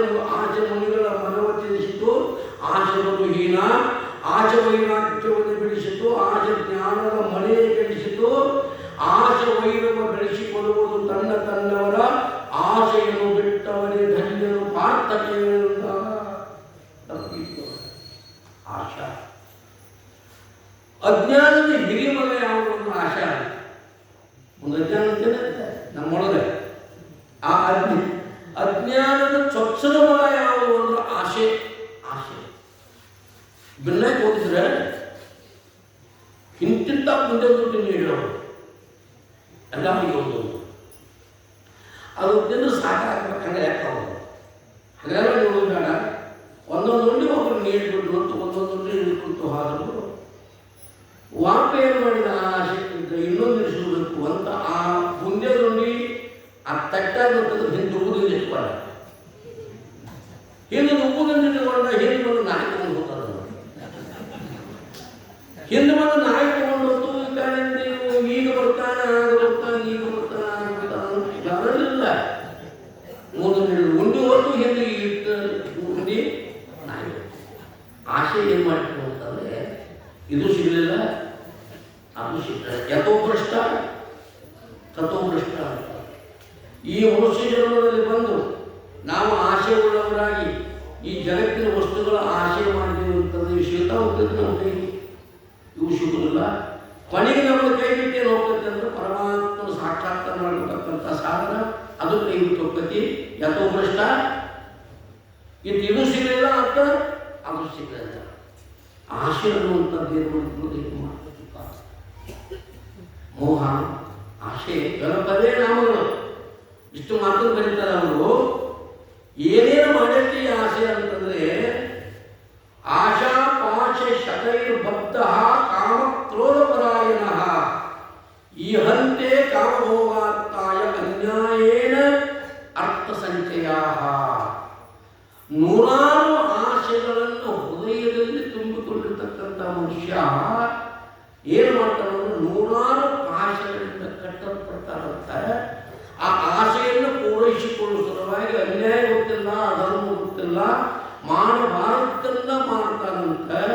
ಈ ಹಂತಿ ಕಾಮಭೋಗಾರ್ಥ ಅನ್ಯಾಯೇನ ಅನ್ಯಾಯದಿಂದ ಏನು ಮಾಡ್ತಾನಲ್ಲ ಅರ್ಥವನ್ನ ಹಣವನ್ನು ಸಂಚಯ ಮಾಡಬೇಕು ಅಂತ ಪಾಪಕ್ಕೆ ಪುಣ್ಯಕ್ಕೆ ಏನೂ ಗೊತ್ತಿಲ್ಲ ಏನು ಮಾಡ್ತಾನೋ ಕೊನೆಗೆ ಆ ಆಚರಣೆ ಪಿಸಾಕಕ್ಕೆ ಸಿಕ್ಕಿ ಕೊನೆಗೆ ಈ ಮನುಷ್ಯ ಜನ್ಮವನ್ನೇ ನಾಶ ಮಾಡಿಕೊಂಡು ಅಂತ ತಿಳ್ಕೊಂಡು ಮನುಷ್ಯನಿಗೆ ಬರ್ಕೊಂಡು ಬರ್ತಾರೆ. ಶಾಸ್ತ್ರದಲ್ಲಿ ದಾಸ ಸಾಹಿತ್ಯದಲ್ಲಿ ಇಷ್ಟು ಸಿಕ್ಕರೆ ಮತ್ತಷ್ಟರ ಆಸೆ, ಅಷ್ಟು ಸಿಕ್ಕರೆ ಇನ್ನಷ್ಟರ ಆಸೆ. ಕಷ್ಟವೇನೆಂಬ ಆಸೆ, ಕೊಡು ಸುಖವ ಕಾಮಾಸೆ, ಕೊನೆಗೊಮ್ಮೆ ನಷ್ಟ ಜೀವನದ ಆಸೆ ಅಂತ ಬರ್ಕೊಂಡು ಬಂದಂತೆ ಆಶ್ರಯಿಸಿದೆ ಸಹ.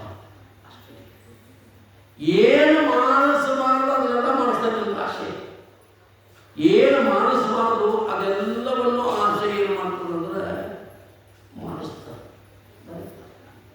ನಿಮ್ಮರ ಅಣ್ಣ ತಮ್ಮ ಇದ್ದಾರೆ, ಬ್ಯಾರೆ 10 ಎಕರೆ ಹೊರ ಅವನಿಗೆ ಇರ್ತದೆ, ಇವನಿಗೆ ಇರ್ತದೆ. ಬರ್ತು 2 ಎಷ್ಟ ಆವಾಗ 3 ಹೊಡ್ಬೋದು, ಇವು 3 ಹೊಡ್ಬೋದು. ಹಿರಿಯ ಪಾಲ ಮಾಡಿದ್ರು. ಸೋಮವಾರ ಸೂಟಿ ಎತ್ತ ಮೈಕೊಂಡು ಪೂಜೆ ಮಾಡೋದು. 3 ದಿನ ಅವನು ಹೊಡ್ಕೊತಿದ್ದ, 3 ದಿನ ಇವು ಹೊಡ್ಕೊತಿದ್ದ. ಅವನಿಗೆ ತಾವು ಮೆಸ್ತಿದ್ದ, ಇವನು ಮೆಸ್ತಿದ್ದ. ತಮ್ಮಂಗಿಟ್ಟು ಏನಿದ್ದ ಅಂತಂದ್ರೆ ಒಂದೀಟು ಧರ್ಮ ಈಗ ಲಕ್ಷ ಇತ್ತು. ದಾನ ಧರ್ಮ ಪರೋಪಕಾರ ಭಜನ ಶಾಸ್ತ್ರ ಒಂದಿನ ಕಡೆ ಲಕ್ಷ ಇತ್ತು. 11 ಕಡೆ ಲಕ್ಷ ಹಾಕಿಲ್ಲ. ತಮ್ಮಗಳಿಗೆ ಭಾಗ ಹೊರಗಾಗಿ ಏನಾಗ್ತಂದ್ರೆ ಒಂದು ಹಂಡೆ ಇತ್ತಪ್ಪ. ಎಂಥದ್ದು ಬಂಗಾರ ನಾಣ್ಯಗಳು ತುಂಬಿದ್ದು ಅದು ತೆಪ್ಪೇರಿ ಅಂದ್ಕೊಂಡ್ರೆ ಆಯಿತು. ನೋಡಿದ, ಬಾಯಿ ತೆಗೆದು ನೋಡಿದ, ಒಳಗೆ ಬಂಗಾರದ ನಾಣ್ಯಗಳು ತುಂಬಿದಾವೆ. ಇರಲಿ ಬ್ಯಾಗ ಹುಟ್ಟಿದ್ದ ಮೊದಲೇ ಹೊರಗೆ ಒಂದೇ ಇತ್ತು. ಅನ್ನಗಳಿಗೆ ಈ ಬ್ಯಾಗಗಳಿಗೆ ನನ್ನ ಇವಾಗ ಬರ್ತಿದ್ದ. ಇರಲಿ ನಮ್ಮ ಅಣ್ಣಗೆ ಹೇಳಿ ಅವನು ಕರ್ಕೊಂಡು ಹೋದ್ರ ಅಂತ ನಂಗೆ ಮುಚ್ಚಿ ಮಣ್ಣಾಗಿ ಮುಚ್ಚಿ ಮನೆಗೆ ಬಂದು ಏನು ಮಾಡಿದ ಅಂತಂದ್ರೆ ಹೇಗೆ ಹೇಳಿ ಗಳೆ ಹೊಡುವಾಗ ಬಂಗಾರ ಹಂಡಿ ಇರ್ತಿತ್ತು. ಅದಕ್ಕೆ ನಾವು ಒಪ್ಪತ್ತರ ಬರುವ ಅಣ್ಣ ಕರ್ಕೊಂಡು ಹೋಗ್ತರ್ಬೇಕಂತ ಹೇಳಿ ಅದನ್ನ ಅಲ್ಲೇ ಮುಚ್ಚಿ ಬಂದರು. ಅದಕ್ಕೆ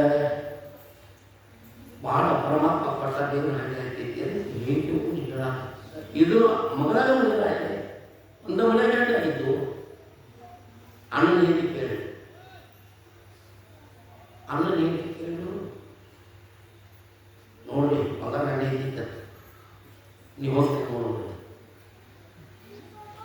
ನೀವು ತಗೊಂಡ್ರೆ ಕೆಲವರು ಹೆಣ್ಣು ಮಾಡ್ತಾರೆ, ಅವ್ರು ಖುಷಿಯಾಗ್ತಾರೆ. ಅವರು ಹೆಂಡತಿ ನನ್ನ ಪ್ರಾಣ ಹೆಂಡತಿ, ಹೆಂಡತಿ ನನ್ನ ಪ್ರಾಣ ಹೆಂಡತಿ, ಕೊಂಡು ತಂದ ಕೋತಿ ಅಂದ್ರೆ ನನ್ನ ಕುಣಿಶಾದತಿ ಅಂತ ಹೇಳ್ತಾರೆ ಶಾಸ್ತ್ರದಲ್ಲಿ.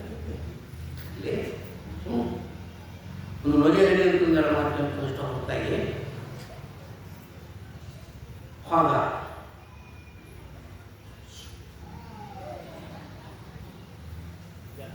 ಬರೋದ ಹಳೆ ಹೋಗ್ತಾ ತಮ್ಮ ಮತ್ತೆ ಬೆಳೆಯುವಾಗ ಇವು ಅಣ್ಣ ಹಾದ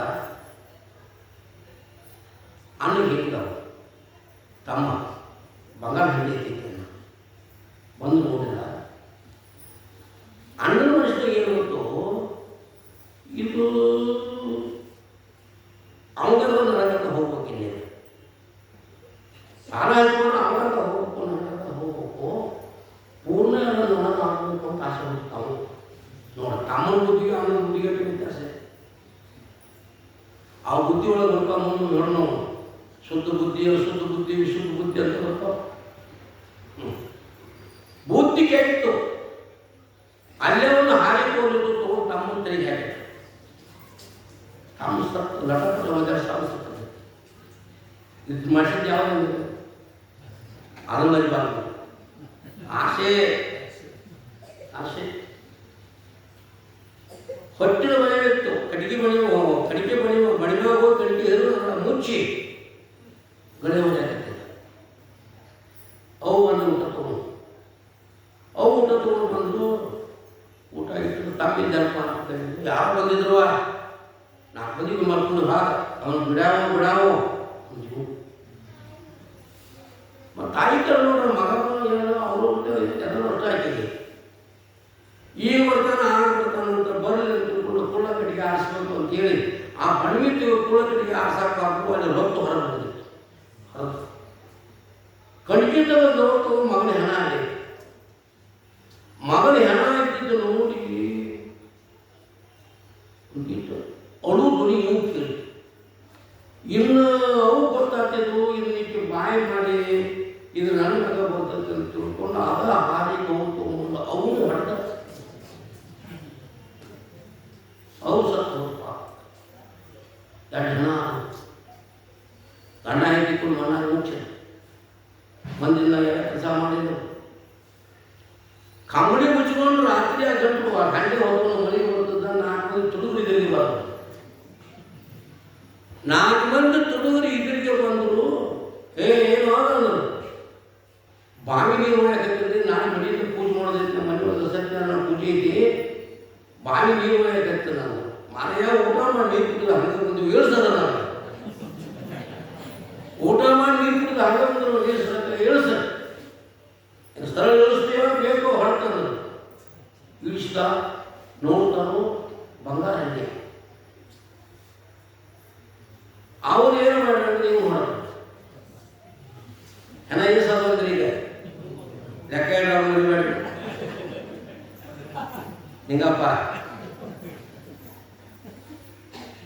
ಹೊಡೆದು 4 ಮಂದಿ ತಗೊಂಡು ದೂರಿಂದ ಅಡ್ಡಾಡಿ ಹೋಗಿ ಇನ್ನೇನು ಪಾನ ಹಂಚಿಕೊಳ್ಳೋದು ವಿಚಾರ ಮಾಡೋದು. ಮಾರಾಯ ಅದೇನ ಸ್ವೀಟ್ ಹಂಚ್ಕೊಂಡು ತಿಂದು ಸಂತೋಷದಲ್ಲಿ ಏನಂತಂದ್ರೆ ಜೀವನ ತೊಗೊಂಬಾರಂತ ಸಂಪತ್ತು ಸಿಕ್ಕತಿ. ಊರಾಗ ಹೋಗೋದಿಬ್ರು ಏನು ಸ್ವೀಟ್ ತೊಗೊಂಡ್ಬಿಡೋರು ಅಂತ ಇಬ್ಬರು ಸ್ವೀಟ್ ತರ ಕಳಿಸ್ತಾರೆ. ಇವ್ರು ವಿಚಾರ ಮಾಡಿ ಭಾಳ 4 ಮಾಡೋದಕ್ಕಿಂತ 2 ಮಾಡ ಹೆಂಗ ಅಂದ್ರೆ ಹೆಂಗೆ ಮಾಡೋದು? ಮಿಠಾಯಿ ತಗೊಂಡು ಅದರ ವಿಷ ಹಾಕೋದು, ಹೋಗಿ ಅವ್ರು ಕೊಡೋದು, ತಿಂದು ಸಾಯ್ತಾರೋ ನಾವಿಬ್ಬರು ಹಂಚ್ಕೊಡೋದು. ಮಿಠಾಯಿಗಳು ವಿಷ ಹಾಕೊಂಡು ಅದನ್ನು ತಗೊಂಡು ಇವ್ರು ಹಾಕೋದು. ಅದನ್ನ ಇಟ್ಟರು ಏತಮ್ಮ ನೀರು ತೊಗೊಂಡ್ಬಿಡೋರು ಅಂತ ಕಳಿಸಿದ್ರು. ಅವ್ರೇನು ಲೆಕ್ಕ ಮಾಡಿದ್ರು, ಪಾಲ್ನಾಗತ್ತೆ 2 ಮಾಡಿ ಹೆಂಗಂತ ಅವ್ರ ಲೆಕ್ಕ ಹಾಕಿದ್ದಾರೆ. ಇಲ್ಲಿದ್ದವರು ಏನು ಮಾಡೋದು? ಬಾಂಗ್ಪೇಟೆಗೆ ಅವರು ಪಡಬೇಕು ನೀರು ಕಳಿಸೋ ಬಾವಿಯಾಗ ಇರ್ತಾರೆ. ದೊಡ್ಡ ಕಲ್ತು ಹೆಚ್ಚು ಸತ್ತು ಹೋಗ್ತಾರೆ. ಇವ್ರ ಐಡಿಯಾ ಅವ್ರಿಗೆ ಗೊತ್ತಿಲ್ಲ, ಅವ್ರ ಐಡಿಯಾ ಇವ್ರಿಗೆ ಗೊತ್ತಿಲ್ಲ. ಈ ಚಲ ಮಾಡಿಸಿದ್ದು ಯಾವುದು?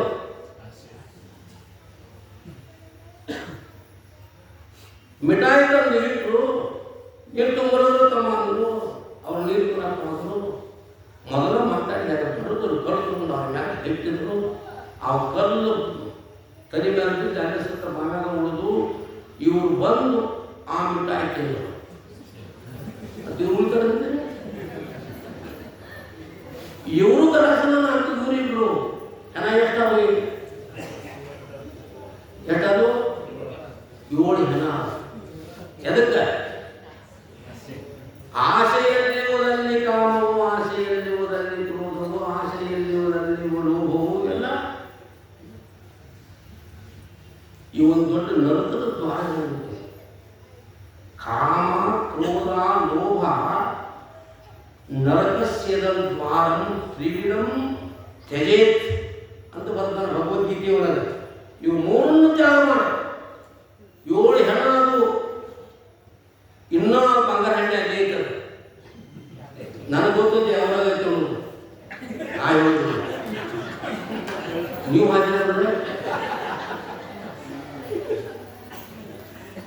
ಇಷ್ಟು ತಮ್ಮನ್ನು ಕೊಲಿಸ್ತು, ತಾಯಿಯನ್ನು ಕೊಲಿಸ್ತು. ಹೌದು, ತಾನು ಸತ್ತು ಹೋತು. ಕೊನೆಗೆ 4 ಮಂದಿ ಅದನ್ನು ಆಶೆ ಮಾಡಿ ಇವು ಅದು ಆಶೆ ಏನು ಮಾಡ್ತದಪ್ಪ ಇಂಥ ಅನಾಹುತವನ್ನು ಮಾಡ್ತದಂತ ಏನು ಮಾಡಿದ್ರು ಅಂತಂದ್ರು, ಇದು ವ್ಯಕ್ತಿ ಮೂರ್ತಿತ್ರಯದ ನುಂಗಿಹುದು,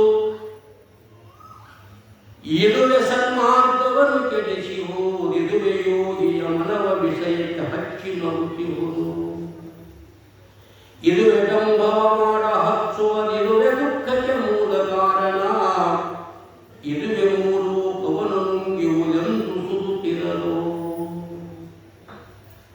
ಮೂರ್ತಿತ್ರಯವನ್ನು ನುಂಗಿದ್ರು ಆಶೆ. ಬ್ರಹ್ಮ, ವಿಷ್ಣು, ಮಹೇಶ ಈ ತ್ರಿಮೂರ್ತಿಗಳನ್ನೇ ಏನು ಮಾಡಿದ್ರೆ ಈ ಆಶೆ ನುಂಗಿದ್ರು. ಪುರಾಣಗಳ ಬಗ್ಗೆ ಒಂದೊಂದು ಕಥೆಗಳು ದೊಡ್ಡ ಆಸೆ ಎಂಬುದು, ಈ ಆಸೆ ಏನು ಮಾಡ್ತಾರೆ, ಸನ್ಮಾರ್ಗದಲ್ಲಿ ಸರಿಯಾದ ಸತ್ಯ ಮಾರ್ಗದಲ್ಲಿ ನಡೆಯುವವರನ್ನು ದಾರಿ ತಪ್ಪಿಸ್ತದೆ. ಒಳ್ಳೆಯ ಕ್ರಮವಂತ ಒಳ್ಳೆ ಮನುಷ್ಯ ಆದಂತ ಅನಿಸ್ಕೊಂಡವರು ಜನ ಅವರು ನಂಬಿರ್ತದೆ. ಅಂಥವ್ರನ್ನ ಏನು ಮಾಡ್ತಾರೆ, ಪ್ರಸಂಗ ಬಂತು ಅಂತಂದ್ರೆ ಅವ್ರನ್ನ ಆ ಸತ್ಯ ಮಾರ್ಗದಿಂದ ಅವ್ರನ್ನ ಕೆಡಿಸಿ ದುರ್ಮಾರ್ಗಕ್ಕೆ ಅವ್ರನ್ನ ಹಚ್ಚಿ ಯೋಗಿಗಳು ಜಪ ತಪ ಮಾಡ್ತಿರ್ತಾರೆ. ಅವರು ಮನಸ್ಸಿನೊಳಗೆ ಹೊಕ್ಕ ಏನು ಮಾಡ್ತೈತಿ ಅಂತಂದ್ರೆ ತಪಸ್ಸನ್ನು ಭಂಗ ಮಾಡ್ತೈತಿ. ಮನುಮುನಿಗಳ ತಪವನ್ನು ಕೆಡಿಸುವ ದುಷ್ಟ ಮನಸ್ಸಿನನ್ನು ಮೀರಿ ಹೋಗಿರೇ ಘನಪದವನ್ನು ತನ್ನ ನೆನೆಯವರಿಗೆ ಇವರು ಧನದ ಮಿತ್ರರು ಸಾಕು ಇಷ್ಟು ಕೆಲಸ ಮಾಡಿಸ್ತೇಪ್ಪ. ಇಂಥ ಯೋಗಿಗಳ ಮನಸ್ಸನ್ನು ವಿಷಯ ವಾಸನೆಗಳತ್ತ ತಿರುಗಿಸಿ ಅವರನ್ನೇನು ಮಾಡ್ತೈತೆ ಅಂದ್ರೆ ಹುಚ್ಚರನ್ನಾಗಿಸಿ ಏನು ಮಾಡ್ತಾನೆ, ನಪ್ಪಕ ನಿಂದಿರ್ತೈತೆ ಅಂತ ಪಣಿ ನೋಡಿ ಹೆಂಗೆ ಮಾಡ್ತೀವಿ ನಾವು ನಮಗಿಲ್ಲ. ಅವನಂತೂ ಪ್ರಸಂಗ ನಮಗಂತೂ ಏನಾದ್ರು ನೋಡಿ ದಂಬಾಚಾರಕ್ಕೆ ತೊಡಗಿಸುತ್ತದೆ. ಒಳಗ ಆಸೆ ಇತ್ತು ಅಂತಂದ್ರೆ ಸೋಮಚಾರ ಮಾಡ್ತಾನಂತ ಮನುಷ್ಯ. ದಂಬಾಚಾರ ದೇಹವನ್ನು ಶೃಂಗಾರ ಮಾಡ್ಕೊಂಡು ಚಾಲ ಮಾಡ್ತಾನೆ. ಯಾಕೆ? ಆಸೆ. ಅವ್ನು ನಾನು ನೋಡ್ಲಿ, ನನಗೆ ಚಲೋ ಅನ್ನಲಿ, ಏನೇನು ಮಾಡ್ದಾವ ಹಿಂಗೆಲ್ಲ ಮಾಡಕ್ಕಸ್ತದಪ್ಪ. ದುಃಖಕ್ಕೆ ಮೂಲ ಕಾರಣವೇ ಯಾವುದು ಅಂತಂದ್ರೆ ಆಶೆ. ಆಶಯ ಪರಮಂ ದುಃಖಂ, ನಿರಾಶೆಯ ಪರಮಂ ಸುಖಂ. ಆಶೆ ಏನು ಮಾಡ್ತದೆ, ದುಃಖವನ್ನು ಕೊಡ್ತದೆ. ನಿರಾಶೆ ಅನ್ನುವಂಥದ್ದು ನಮಗೆಲ್ಲರಿಗೂ ಸುಖವನ್ನು ಕೊಡುವಂಥದ್ದು ಯಾವುದು ಅಂತಂದರೆ ನಿರಾಶೆ. ಅಂದರೆ ನಿರಾಶೆಯಾಗಿರ್ಬೇಕಾದ್ರೆ ಏನು ಮಾಡಬೇಕು ಅಂತ ಕೇಳಿದರೆ, ದೊರಕಲೇನದರಳು ಪರಿಣತಿ ಬೆಳೆಯುವುದೇ ಚಂದ. ಭಗವಂತ ನಮ್ಮ ಪ್ರಾರಬ್ಧಕ್ಕೆ ಅನುಸಾರವಾಗಿ ನಮಗೆ ಏನು ಕೊಟ್ಟದಾನೋ ಅಂಥಾತ್ರನೇ ಏನಾದ್ರು ಅಂದ್ರೆ ತೃಪ್ತನಾಗಿರ್ತಕ್ಕಂಥವನಾಗ ಈ ಭೂಮಿ ಮೇಲೆ ಬದುಕುವಷ್ಟು ಪರಮಾತ್ಮ ಎಲ್ಲರಿಗೂ ಪಟ್ಟ ಕಳಿಸಿದ್ದಾನೆ. ಬದುಕಾಕೆ ಎಷ್ಟು ಬೇಕೋ ಅಷ್ಟು ಕೊಟ್ಟ ಕಳಿಸಿದ ಸಾಕಾಗಲಾರಕ್ಕಾಗಿ ಇನ್ನಷ್ಟು ಬೇಕು ಅನ್ನುವಂಥ ಬುದ್ಧಿಯನ್ನು ಕೊಡ್ಕೊಂಡು ಸನ್ಮಾರ್ಗವನ್ನು ಬಿಟ್ಟು ದುರ್ಮಾರ್ಗಗಳಾಗಿ ಮಾಡಿದ ಪಾಪ ಕಾರ್ಯಗಳನ್ನು ಮಾಡಿ ಇಂಥ ಪವಿತ್ರವಾದ ಮನುಷ್ಯತ್ವವನ್ನು ಹಾಳು ಮಾಡಿಕೊಂಡು ಮುಂದೆ ನೀಚ ಜನ್ಮಗಳಿಗೆ ಹೋಗುವಂಥ ಪಾಪ ಕಾರ್ಯಗಳನ್ನು ಮಾಡ್ತೇವಲ್ಲ, ಇದನ್ನೆಲ್ಲ ಮನಸ್ಥಿತಿ ಆಗುವಂತಂದರೆ ಈ ಆಶೆ ಅನ್ನುವಂಥದ್ದು ಮನಸ್ತದ ತಿಳ್ಕೊಂಡು ಸಂಘರಹಿತನ ನುಡಿಯ ಗೇಳುತ್ತಾ ಭಂಗ ಪಡುತ್ತಾ ಪಗಲಿನಲ್ಲಿಯ ಕಂಗೊಳಿಪ ಪದಗಳನ್ನು ಸರ್ವರು ನಾಚಿ ಬಿಸುವುದಕ್ಕೆ ಕಂಗಳೆಂಬ ಕಂಡನನು ಕಾಂಬ ಈ ರಂಗಕಮ್ಯವು ಬಿಸುಟ ಪದವೇ ಭಂಗಿಸುಟ ಮನದಾಶೆಯಂಬೆಡೆ ಸಕ್ಷಮ ಹೋದೆಂದು. ನೇರ ಮಾತಾಡಕ್ಕಾಗ್ತಿಲ್ಲ ಸಿದ್ಧಾರೂಢರು. ಅವರಿಗೆ ಅನಿಸ್ತು ತೋಗಮರೆ ಈ ಥರ ಮಾತಾಡಿಸ್ಕೊಂಡು ಯಾವ ಬೇಕಾಗಿತ್ತು ತಗೋದೈತಿ ಕಟ್ಕೊಂಡು ಎಲ್ಲ ಬಿಚ್ಚು ಬಿಚ್ಚು ಹೋದ್ರು. ಆಗ ಸಿದ್ಧಾರೂಢರು, ನೀವು ಕಟ್ಟಿಕೊಂಡದ್ದು ಒಡೆಯ ಹಣ್ಣು ಬಿಚ್ಚಿರುವುದು ಹೊರತಾಗಿ ಆ ಮನುಷ್ಯನ ಕಷ್ಟ. ಅದು ಆ ಹಣ್ಣನ್ನು ನೋಡುವ ಕಣ್ಣುಗಳನ್ನು ಮುಚ್ಚುವುದು ಹೊರತಾಗಿ ಕಣ್ಣಿನ ಒಳಗೆ ಹಿಂದಿರತಕ್ಕಂಥ ಮನಸ್ಸಿನ ಬೇಕು ಬಯಕೆ, ಆ ಬಯಕೆಯನ್ನು ನೋಡುವುದು. ನೀವು ಹಣ್ಣು ಬಿಡಬೇಕು, ಹಣ್ಣು ಮತ್ತ ಹೋಗಿದ್ದರೆ ಆ ಒಳಗೆ ಮನುಷ್ಯನ ಬೇಕು ಅನ್ನುವಂಥ ಬಯಕೆ ಇರುತ್ತೆ, ಇಚ್ಛಾ ಏನಿರುತ್ತೆ ಅದನ್ನು ತೆಗೆದು ಭೋಗೇಚ್ಛೆಯ ತೊರೆಯದೆ ನಿಜಗಳು ಬರ್ಕೊಂಡ ಭೋಗದೊಳಗೆ ಇರಲಿ, ಭೋಗದ ಇಚ್ಛೆಯನ್ನೇನು ಮಾಡಿ ಅನ್ನೋದು ತೊರೆದು ಅದರೊಳಗೆ ಇರಪ್ಪ ಅಂತ ಇಷ್ಟೆಲ್ಲ ಒಳ್ಳೆಯ ಮಾತುಗಳನ್ನು ಹೇಳ್ತಾ ಇದ್ದಾರೆ. ಆ ರೀತಿ ಚರಿತ್ರೆ ಮುಂದುವರಿತದೆ. ಇದರೊಳಗೆ ಒಬ್ಬ ಹಿರಿಯ ಏನು ಕೇಳ್ತಾನು ಅಂತಂದರೆ, ಇಷ್ಟು ಸಣ್ಣ ಬಾಲಕದಿ ನೀನು, ಇಷ್ಟು ಸಣ್ಣ ಅವಧಿ, ಇದೆಲ್ಲ ನಿನಗೆ ಹೆಂಗೆ ಗೊತ್ತಾಯ್ತು? ಮತ್ತು ನೀ ಯಾರ ಮಗ ಅಂತ ಕೇಳಿದ್ರು. ನೀ ಯಾರ ಮಗ ಅಂತ ಕೇಳಿದ್ರೆ ಯಾರ ಮಗ ಅನ್ನೋದನ್ನ ನಾನು ಆಡ ಹೇಳ್ತೇನಪ್ಪ, ತಪ್ಪಿಸ್ತಾ ಬರ್ರಿ ಅಂದ್ಕೊಂಡು ಇವತ್ತಿನ ಚರಿತ್ರೆಗೆ ಮಂಗಳವನ್ನು ಮಾಡ್ತಾ ಇದ್ದಾರೆ. ಈ 4 ವಾಕ್ಯಗಳನ್ನು ಸದ್ಗುರುದೇವರ ಚರಣಕ್ಕೂ ತಮ್ಮ ಚರಣಕ್ಕೂ ಅರ್ಪಿಸಿ ಮಂಗಲ. ಓಂ ಸಹನಾ